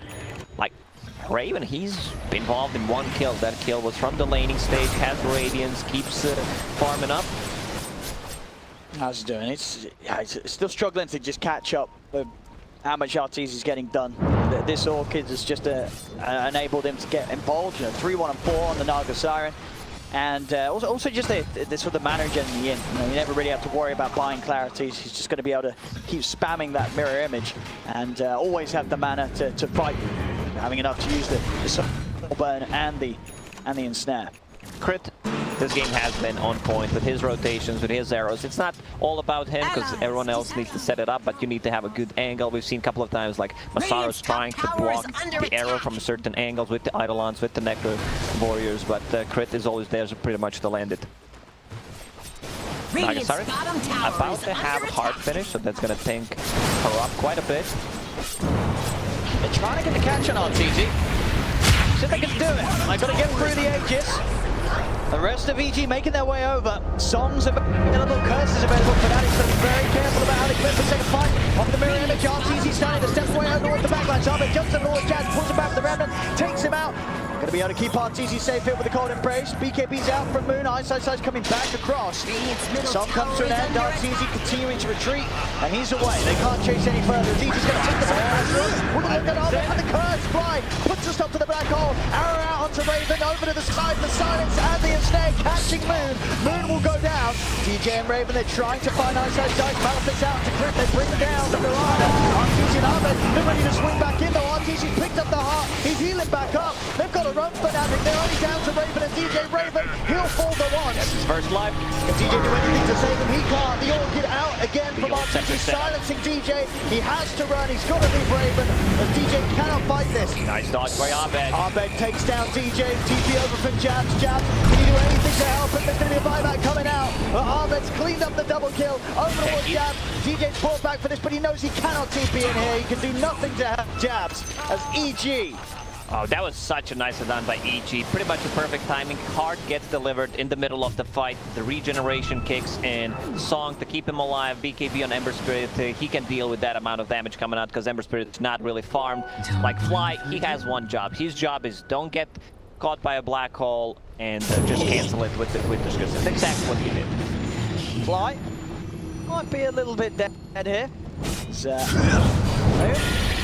in on him. RTZ middle tower is under attack. Won't be able to help him out. Been trapped by the shards, but look at that. It's not RNG. Man to dodge. Wow. He knew it. He knew how to use it. He did.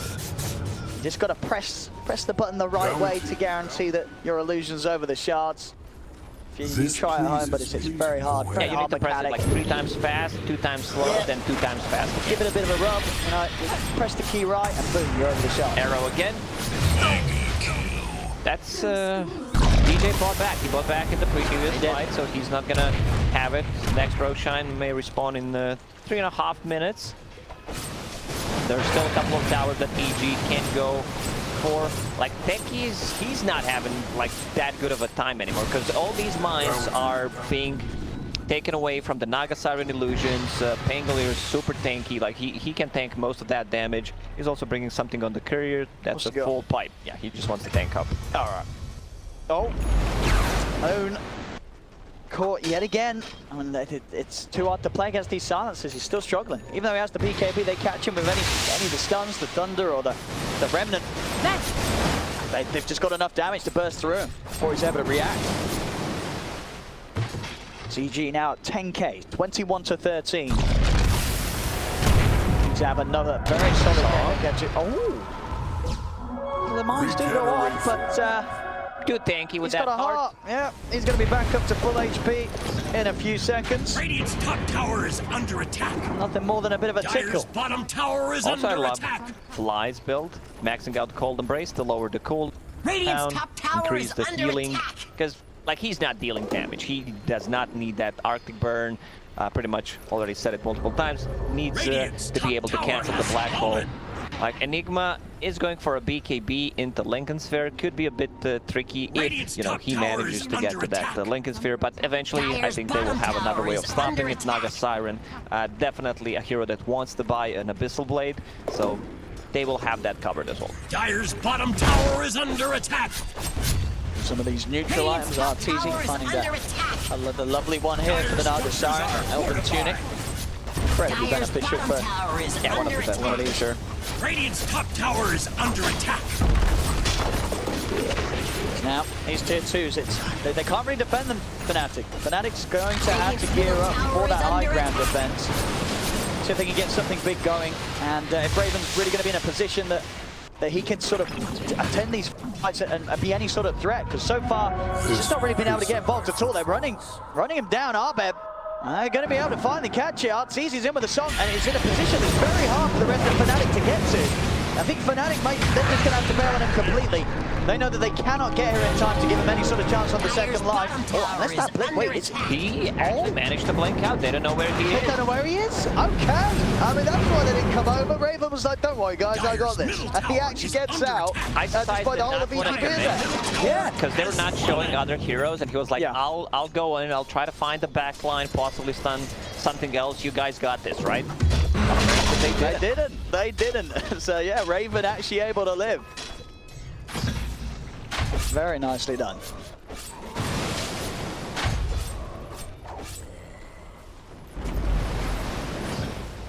ZG still bringing in this mid lane. Ooh, there we go. There, we finally got one. Oh, look at that gold. We finally got a 1200 gold. Okay. That's what it's all about. That is literally the reason why Jabs is playing Techies. So he can, I mean, and he did it. He had enough mines. I think that was I think it was 100-0. I think it was. Yeah. We're probably gonna see that one again. There we go. It was pretty high. Yeah, that's the dream for Jabs. Your hero dies. No one is. Your hero is dead. Raid King finally level 18, so 40-second cooldown on reincarnation. Icy sides. Good. Rolling. Checking out if they're invading the jungle. So Jabs can pull out some more of those. It's the big stuff. As there we see it. He steps in and look, a perfectly stacked mine pile. And Arteezy, as soon as he's down, of course, Jabs, he's quick with the all chat on the hero lines. You gotta be one of the key parts of playing the Techies. You gotta break your enemies down. Yeah, you gotta get into their heads and try to break them. Jump from Abed. They do not want to take this fight. Naga Siren out. Roshan is up. Also, Song is up. EG using a smoke. Abed also going for a bit of an earlier E on this. Does not want to die to Techies. Yeah. Also, that's gonna possibly keep him alive from the black hole. They don't have any nullifiers, and I don't think they will have, because like none of these heroes really love to buy the item. Abed. Trying to jump in onto Moon. EGv's still good to go. The mine's put to waste there. That's Abed. Most of the time you would not want to have Eon Disc, the first usage, like completed. You want to have it disassembled and then assembled it in a team fight, but since you're playing against the Techies, like, you never know. You might not be able to react. You just straight up die. So it's okay to have it completed. Butterfly will be down on Naga Siren in the next couple of seconds. That's a lot of evasion. 16% from Elven Tunic and also the Butterfly. Raid King, also not a hero that likes to buy MKB, but might be able to go for it. Arrow, well, not connect. BKB popped by Moon. Has to worried about the follow-up that could be coming out. It did get hit.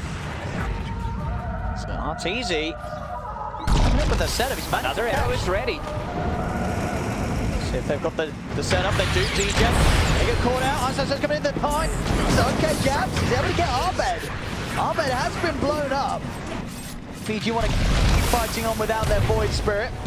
I've got to be careful around this area. They're going to be a little bit spooked after losing Arbed like that. When playing against Techies, you know certain areas will be mined, so like even if they're not, you're still not gonna go there. Eventually, they will need to pick up a gem. Crit just finished Fly just finished Ether Lens and the Blink Dagger on Wyvern, so maybe his next item should be the gem to be able to see things. Once Abed is out, they can go for the Roche. Unfortunately for him, Eon Disc was not ready. Actually, Pango just buys it because he has enough money. He's like, I'm sick and tired of Techies in this game. Boys, let's try to close it out. Yeah, I mean, they've got to be careful. I mean, Jabs he's definitely doing it. Those two kills, killing Arteezy, killing Arbed. He can keep this up. Oh, what a nice arrow from Crit. Man, it takes a lot of skill. I don't think they're gonna kill him, but still felt really, really good. It's gonna chase him, but yeah. See mid. Not enough damage. Like, he used the arrow while there was a Flight of Fist from Ember Spirit. Song mid. I mean, Raven's going straight up to the high ground. Was trying to get the jump onto Fly. RTZ having to use the song to save Fly. EG sort of questioning if they want to actually fight this. Still a few seconds without Arbed, so they won't try off the back of that song. It's used to save Fly. RTZ very active as a Naga Siren, like he's involved in 15 out of 22 kills because he knows he needs to play with the team. They have a great setup. If he ever wants to, you know, quit Dota, those songs were so on point, might start thinking about his music career as well. Beautiful vocals. To restore the void within. Here's the mine sign down, and it's the mines prepared by Jabs. Roshan, a little bit of a spooky space to enter into. It's mid lane. It's tier 2 tower just about to fall. He's trying to do his best to hold on to it as long as he can, but the tower's gone. Azeroth waiting, ready with the black hole. If EG do try and commit. Dire locked down their structures. Dire's top tower is under attack. Tag's done on Moon, so the Ags on Moon and on both Raven and Masteros. They've got some great ways on their cores to get these backlines, try and catch Fly before Fly's able to interrupt the team fight with the curse. They're going in on RTZ in the mid. On the side, Moon's committed with the BKB, trying to keep the backliners of RTZ and EG away. Now the curse black hole is coming in outside. He's in position. He's able to curse Masteros, put the black hole to an end. Masteros will go down, and RTZ will be able to back up. May even be able to get back in. Turns with the root onto Raven. The side, DJ trying to watch, but he gets back. Arbed jumps in and finds DJ in the trees, takes him down. Raven will be able to slam down Crit. Buyback from the two of them here. It's both Masteros and DJ want to get back in on this. Arbed still has that Arcane Rune running. I mean, good setup. Is BKB still on cooldown for 35 seconds? They're in on to Moon. In trouble. DJ comes over with the stumble. Can he save him? Moon goes down now. Jump ball for the blast off. RTZ and Ice both low. And then trapped. Right by Raven. He's able to take down RTZ. Turns towards Ice as well. As the buybacks pay off for FNATIC, they'll be able to take the team fight. They use 2 buybacks. Roshan is up, so they can go inside the pit and try to take this fight. And BZ has a buyback. Mango, no buyback. Mirana will be out. I'm not sure if EG wants the buyback and try to contest it, because this is a pretty big one. It would be very risky, yeah. You get RTZ in, but they say no ice. So they may just have to let this one go for FNATIC. The AC done on Raven. Take this down pretty quickly. No curse for 20 seconds, so Fly can't even go for some sort of YOLO play to disrupt this. FNATIC, they're going to get this. This Aegis and Cheese, it will be theirs. And despite the lead from EG, FNATIC, they're doing it. They're keeping themselves in the game. And definitely setting up the map in a way that's making it very hard for EG to push this on to the next objective. EG wants these prolonged team fights where like they get the most out of Winter Wyvern, multiple heals, try to reset part of the Rast region to kick in, but Raven right now is getting pretty big. You know, he's not been very active early on, he's just been farming, but now holding on to Aegis. I'm not sure if they can take him down 3 times. Like, they should be able to control him with some of the spells, especially the disarm coming up from Pangolier and everything. But yeah, they should try to go for those who bought back. It's gonna become a bit more problematic. Enigma getting closer to Linken's here, then Crit can't just go in. So I want to see some Bashers, I want to see some Abyssal Blades being built, Pangolier going for one, and I believe Nagasiren also going for one. Yeah, so they need to have that covered.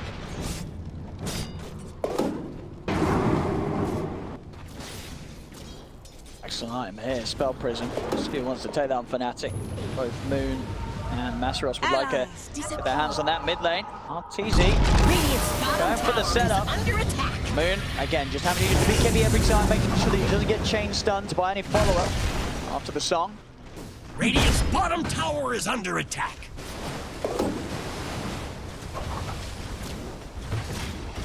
Stackies off the Reen core, level 20. Can't wait for level 25.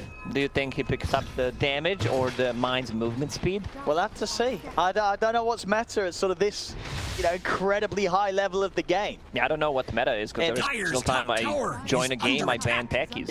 We just say you abandoned. Oh, techies, that's nice. See ya. Radiant's bottom tower has... Like, it's one of the most memey talents in the game for sure. Like, you see mines running at you, like, what's going on?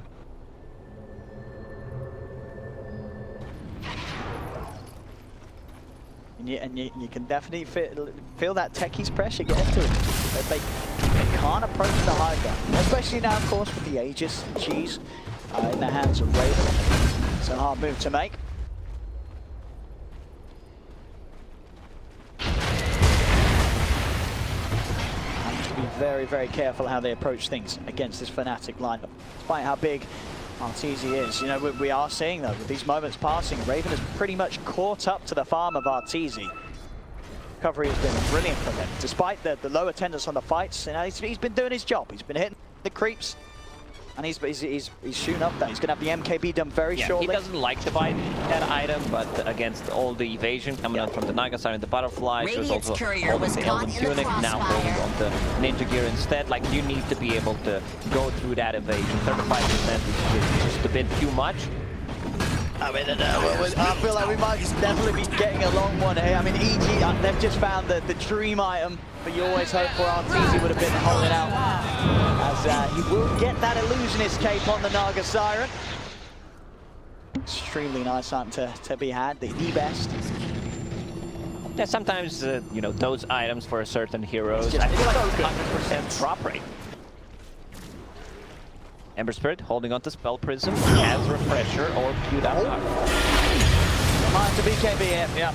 He's got to be careful. BKB saving his life plenty of times. And we'll come to an end. And he's silenced again, but look at the mines. It's being pinged out. Where's the arrow? Here it comes.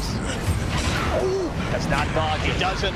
Comes out of the slide, gets hit by the arrow, taken out by the illusion. That's Moon dead for 80 seconds. Towards Raven they go. Raven be able to back off. I mean, you can see it there as well. You know, once he had the BKB, he did have remnants, but you know, EG almost knew they were like, hang on, this guy's baiting us, trying to get us to go somewhere. And it was indeed. EG, they play it smart. They don't fall for the bait and take him out at distance. Yeah, I like that. Something that mentioned Void Spirit decided to go for Remnant, provides a true side, which is really nice. You know, playing against the techies. They also have the gem. Ice as ice. Middle tower is under attack. Who's holding it now? I saw it was now. Oh, what's the gem actually? Oh, it's the Void Spirit who has it. Slow siege from EG. Bottom tower is under attack. Go on Raven, but of course they never want to fully commit onto this Wraith King. Especially when he's up here on the high ground of the base. They'll look to push on the side lanes, trying to split FNATIC up. So they're, ooh, it's going to be off the mark, not going to catch anything there. Abed needs to be careful to not like get his E on this proc, but he's not full HP. That's Aegis regeneration. Ice, he's in, that's DJ down. No buyback on DJ. He's out for 90 seconds. EG now with the number advantage. Jump forward from Moon. He's going to catch, won't find it. Just crits out. EG, can they get anything more done whilst DJ is down? Still very, very hard to push it to the rest of the FNATIC's lineup. Radiant's top tower is under attack. Moonlight Shadow being used here to try and allow them to get some sort of angle that they could jump in and catch FNATIC by surprise. Bottom lane, they have a couple of mines, hard to see how many. And they also have a sign. Raven's trying to start things outside of the vent. Arbed jumps over towards Moon. Pulls him back. Arteezy. Done on Enigma, but there's also Arbed gets blown up. It does. There's also a gem on the ground. It's being pinged out. It is. Can they get it in time? Who's heading out there? Mastros. Yeah, the courier's been sent. DJ's going to be able to pick that up. Don't mind if I do. Because they bought that gem earlier on. Like, the one's going to be ready in the next couple of minutes. But it's still a 900 gold loss for the EG. And with those kills, yeah, Jabs, he's getting close to 25. Already well through the level 23.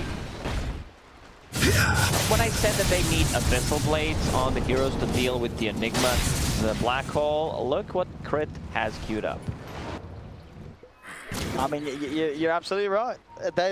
That's how much they value the item against Masteros. Everyone just wants to get like Eon Disc and Abyssal Blades and Bastard to be able to deal with the Enigma. Like, Mirana has a lot of attack speed with the leap, so even if she's like not caught inside of a black hole, she can cancel it before the Abyssal Blade. No, for sure, you're very highly likely. Yeah, but Fly, like their itemized stuff so nicely against this Enigma. Fly wants to get a refresher. Unfortunately for him, like there was no Philosopher's Stone dropped in this game, otherwise he might have actually had it. Buys another gem. Crit actually buys a gem. Yeah, they've got to have this gem against this techies, otherwise it's going to be impossible to play against Jabs. Refresher done on Ember Spirit, so he has 6 Fire Remnants, not too bad. Double damage empowers me. Also double BKB is going to be very helpful.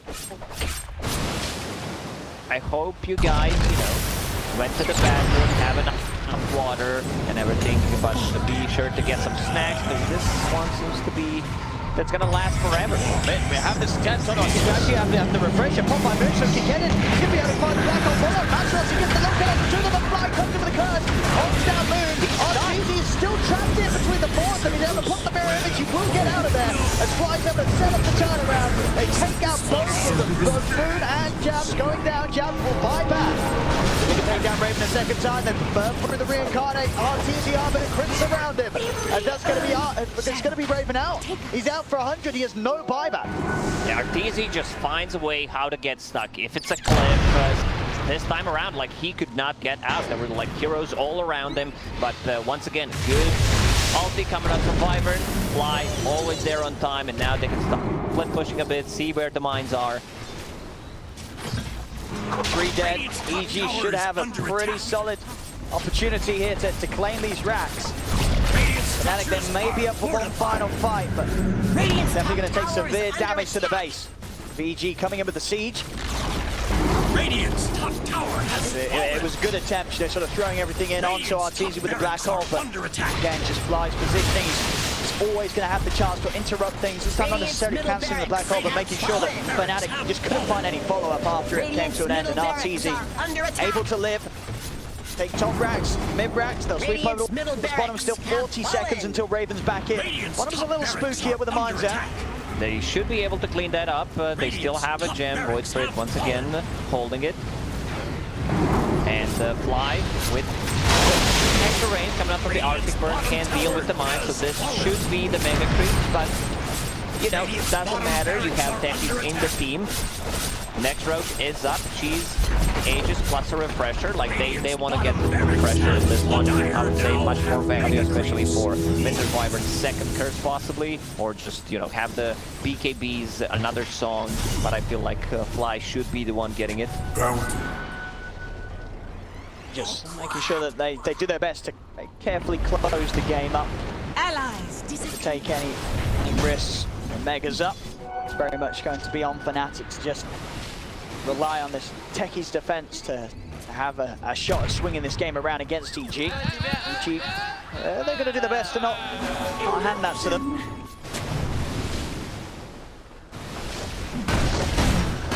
There's very little chance that FNATIC can get outside of their base whilst EG goes for the Roche. So back to farming. Now this Roshan is not going to move. They have 3 bashers, disarm. I don't think he hit anyone. Bloodthorn done on Nagasine, so that's going to be quite a lot of damage coming from that item. Refresher passed to the Winter Wyvern, so he has Refresher Shard, Refresher Orb, 3 Vintage Curses. Good luck against that.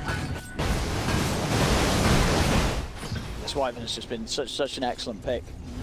We don't normally see it, we don't normally feel it, but especially in an age where we've just seen countless games where Enigma has just been allowed to sort of single-handedly turn games around. Fly's Wyvern putting a complete stop to Mastros being able to do anything in this game. EG trying to go in, possibly, you know, end the game, but with the techies, you never know. Gotta be careful. Raven jumping in. Sign has been dropped on the mines around these 2 tier 4s. Careful how hard they push in. Arteezy feeling safe though with the Aegis. Try and trade into Raven. Heading back with the Swift Link pretty fast and hard, but Arteezy's got a lot of armor. There's the jump again. Moonlight Shadow, EG setting up behind Arteezy. Raven has to be careful how far he commits. Does not have buyback gold. Now he's going to get jumped. They can take him down to one side, so sides him with a follow rolling thunder to try and force Raven off to the side. DJ been caught on the front of it all. He will get the snowball off.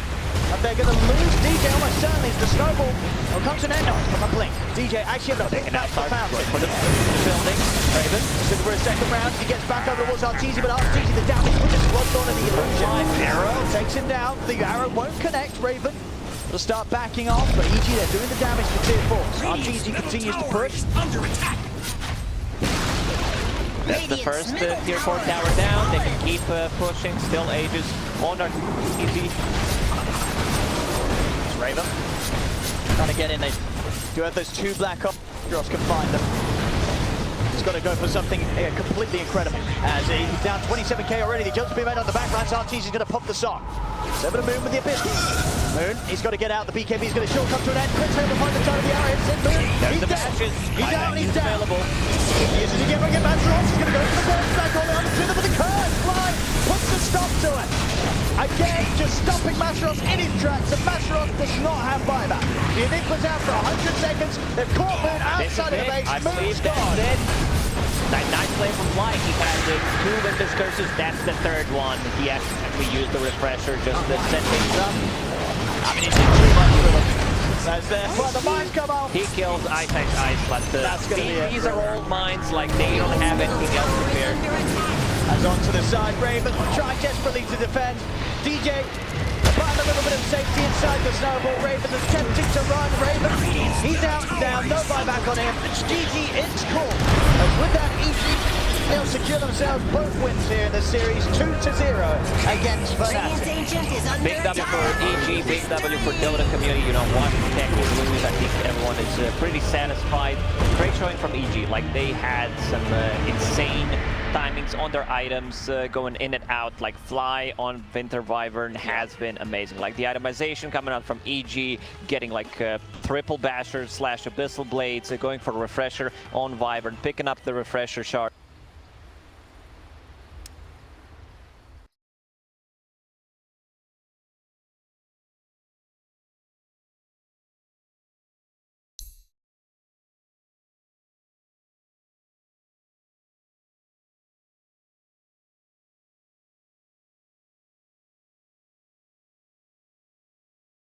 Time. Yeah, he really did. Mastros trying to do the best he can, but it just proved to be impossible against the Fly Wyvern.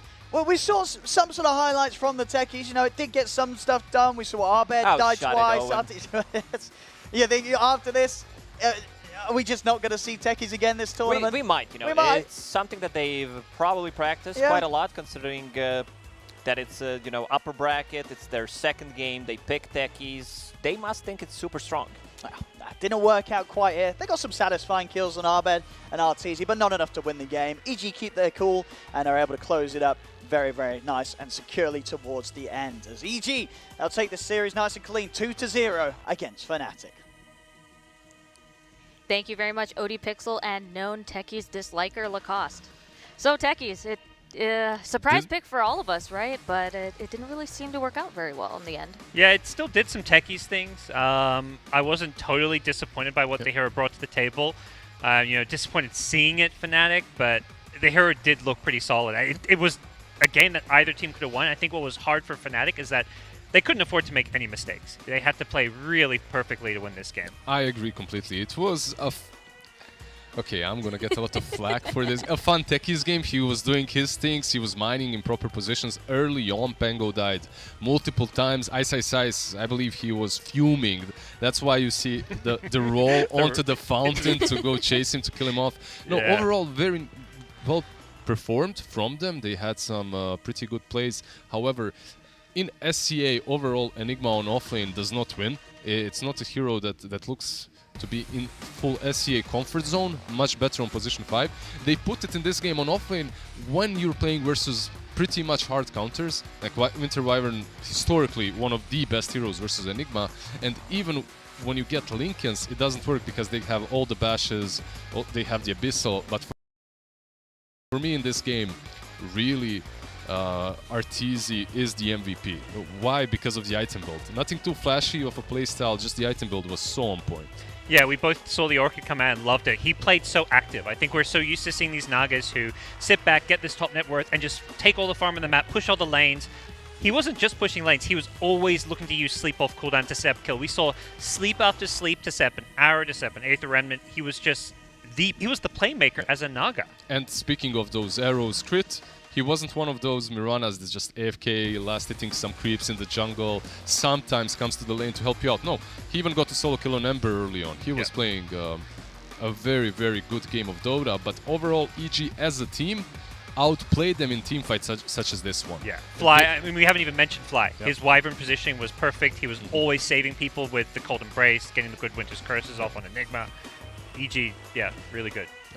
Usually what you try to do is you bait out the curse or you jump onto the Wyvern, but Fly was just always out of sight and in the perfect position to not get caught and meanwhile still have enough range to use that curse. So very well played by him. And the thing that's most promising for me with EG moving forward is they weren't afraid to make mistakes. They were willing to take all these chances, make plays. There were times, you know, they would die to mines or whatever, or there was like an okay black hole here and there, but they were always the ones looking to make plays once they came online with their items. Yeah, it was very cool to see Naga Siren using the song to go in instead of run away. We saw a couple of times where Arteezy used the ulti to walk away, but there were a lot of really good initiations with that song. Yeah. Pretty much all the Nagas that I have witnessed in the DPC League have done the same thing. Hit creeps and hit creeps. Exactly, you hit creeps, you pretty much make yourself the only farmed hero in the game. The enemies are kind of farming, but your team isn't. The enemy team, that is. And then eventually you fall off because you're one hero and everyone else is starving around you. This time around, Arteezy did something completely different with the SNY into Orchid, Bloodthorn, Abyssal. I like the Heart as well quite a lot because it allowed him to stay alive in those minefields against techies. Plus, he was able to reset fights. He's able to move back a little bit with the Song of the Siren and then rejoin fights as he's healed up a little bit. So, if you were to pick an MVP for this match, who would it be? I know we were talking about it a little bit in the green room, but everybody just seemed to do really, really, really well in their role. Crit or Arteezy, what do you think? Or Fly, even for those black hole cancels. One of those three, I think. That's like almost all the team guys. I would go. I mean, I would personally go with Arteezy. I think the way he played Naga Siren showed that it can still be such an active hero, not just this farmer. 50k hero damage on a Naga, like that's. Didn't he get the MVP for the last game as well? Did, you know. We have some Arteezy fanboys here on the panel. Yeah, NA Arteezy fanboys. But well played overall. Like I said before, the SNY into Orchid on point. Didn't get baited into any diffusal builds with Manta, which can be good versus Raid King, but like maybe a year or two ago. Right now they aren't as good, so very well played. Well, we have a special treat for the end of this series. We have an interview with very aggressive offlaner Ice. Hello. Hi. So how are you doing? How is it to be playing in Singapore with your team in LAN? The same. The same? Yeah. There's no difference at all? I mean, I guess with the pandemic and all, it's a bit weird to be playing a LAN event, but it's kind of nice, I guess, to be playing a LAN event because you're playing against teams of like other regions at the same ping. Did you feel more like motivated coming to this event? I mean, you kind of mentioned this is the first LAN event in such a long time, Ice. You know, you've just been getting to play a few smaller NA tournaments over the past year, and then the DPC leagues. Were you more motivated here? Not really. I'm kind of waiting for like TI to be like really motivated.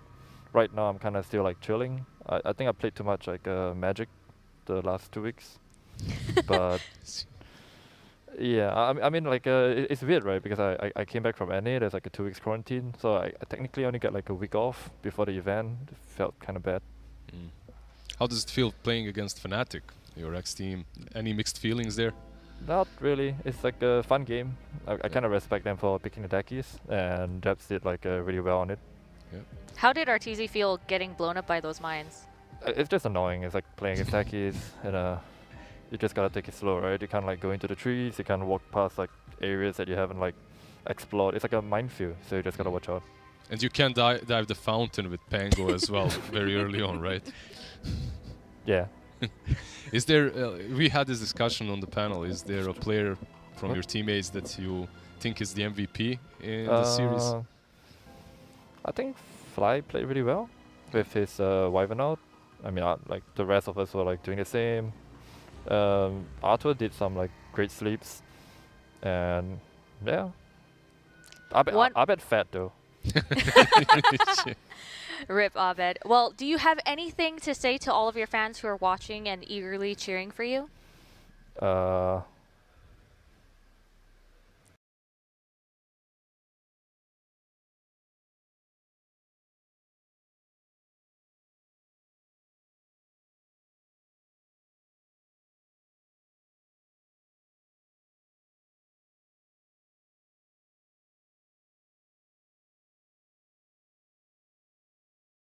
Stay healthy, stay hydrated. Sure. Sure. Nothing else to say. Drink water. All right, great follow-up panel. Great follow-up.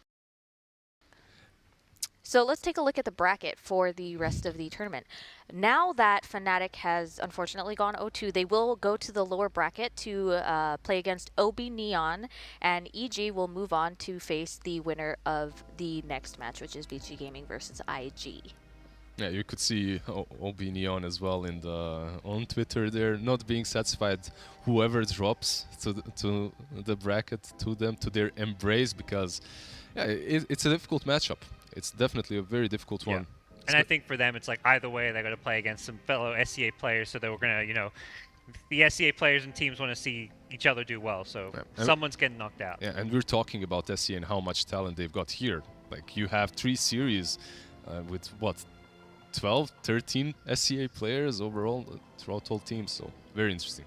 You must be really happy. Yeah, I am. It's very good to be watching these players, to know them so well, to be watching them play every single day for a couple of months, and then to see them compete internationally. All right, well, we have a lot more Dota coming up, but first, we have a special announcement. I am proud to announce a special treat in store for Dota fans tuning into the Singapore Major, brought to you by Netflix and One Esports. With the launch of Dota Dragon's Blood on Netflix, which I'm sure you've all watched or are rewatching, and the One Esports Singapore Major, there has never been a better time to be a Dota fan. Even though not everyone could be here to celebrate this exciting time, Netflix and One Esports want to show that Dota fandom knows no bounds by introducing The Hunt for the 8 Dragons, an online scavenger hunt open to Dragon Knights from all corners of the world that will start today and continue throughout the playoff stages. Let's take a look. You imagine your enemies are animals. This is a mistake.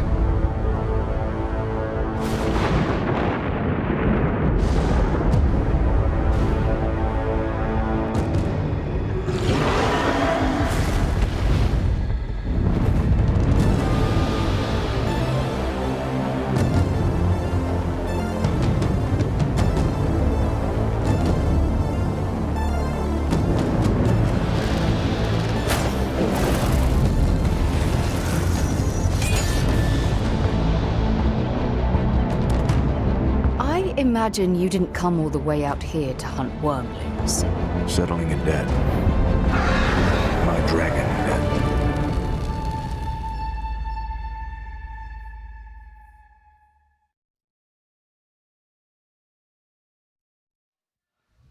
the hunt for the 8 dragons. For the duration of the playoff stages, the 8 dragons will be terrorizing Netflix and One Esports social channels across Southeast Asia. Each day, clues pointing to where 2 dragons could be hiding will be announced during the first 2 halftime shows respectively. Once you've found each dragon, all you have to do is tag at One Esports in the comment section of the post. The first 3 Dragon Knights to successfully find each dragon will win a free 12, 9, and 6-month Netflix subscription, respectively. After all 8 have been found, the first prize winners of the hunt will be announced during the Singapore Major Grand Finals halftime show, with a list of full winners to be released on oneesports.gg as well.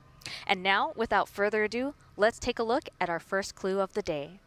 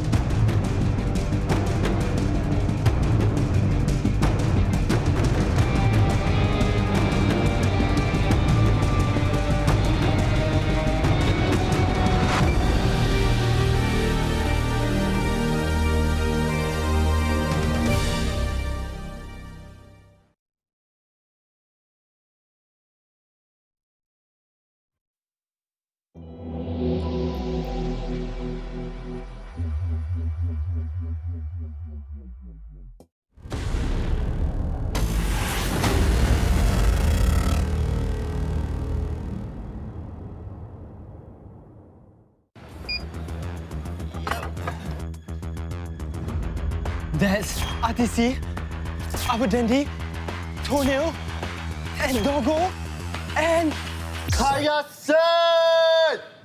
What's up? Dude, we're such huge fans! Where did you get that skin? Whoa!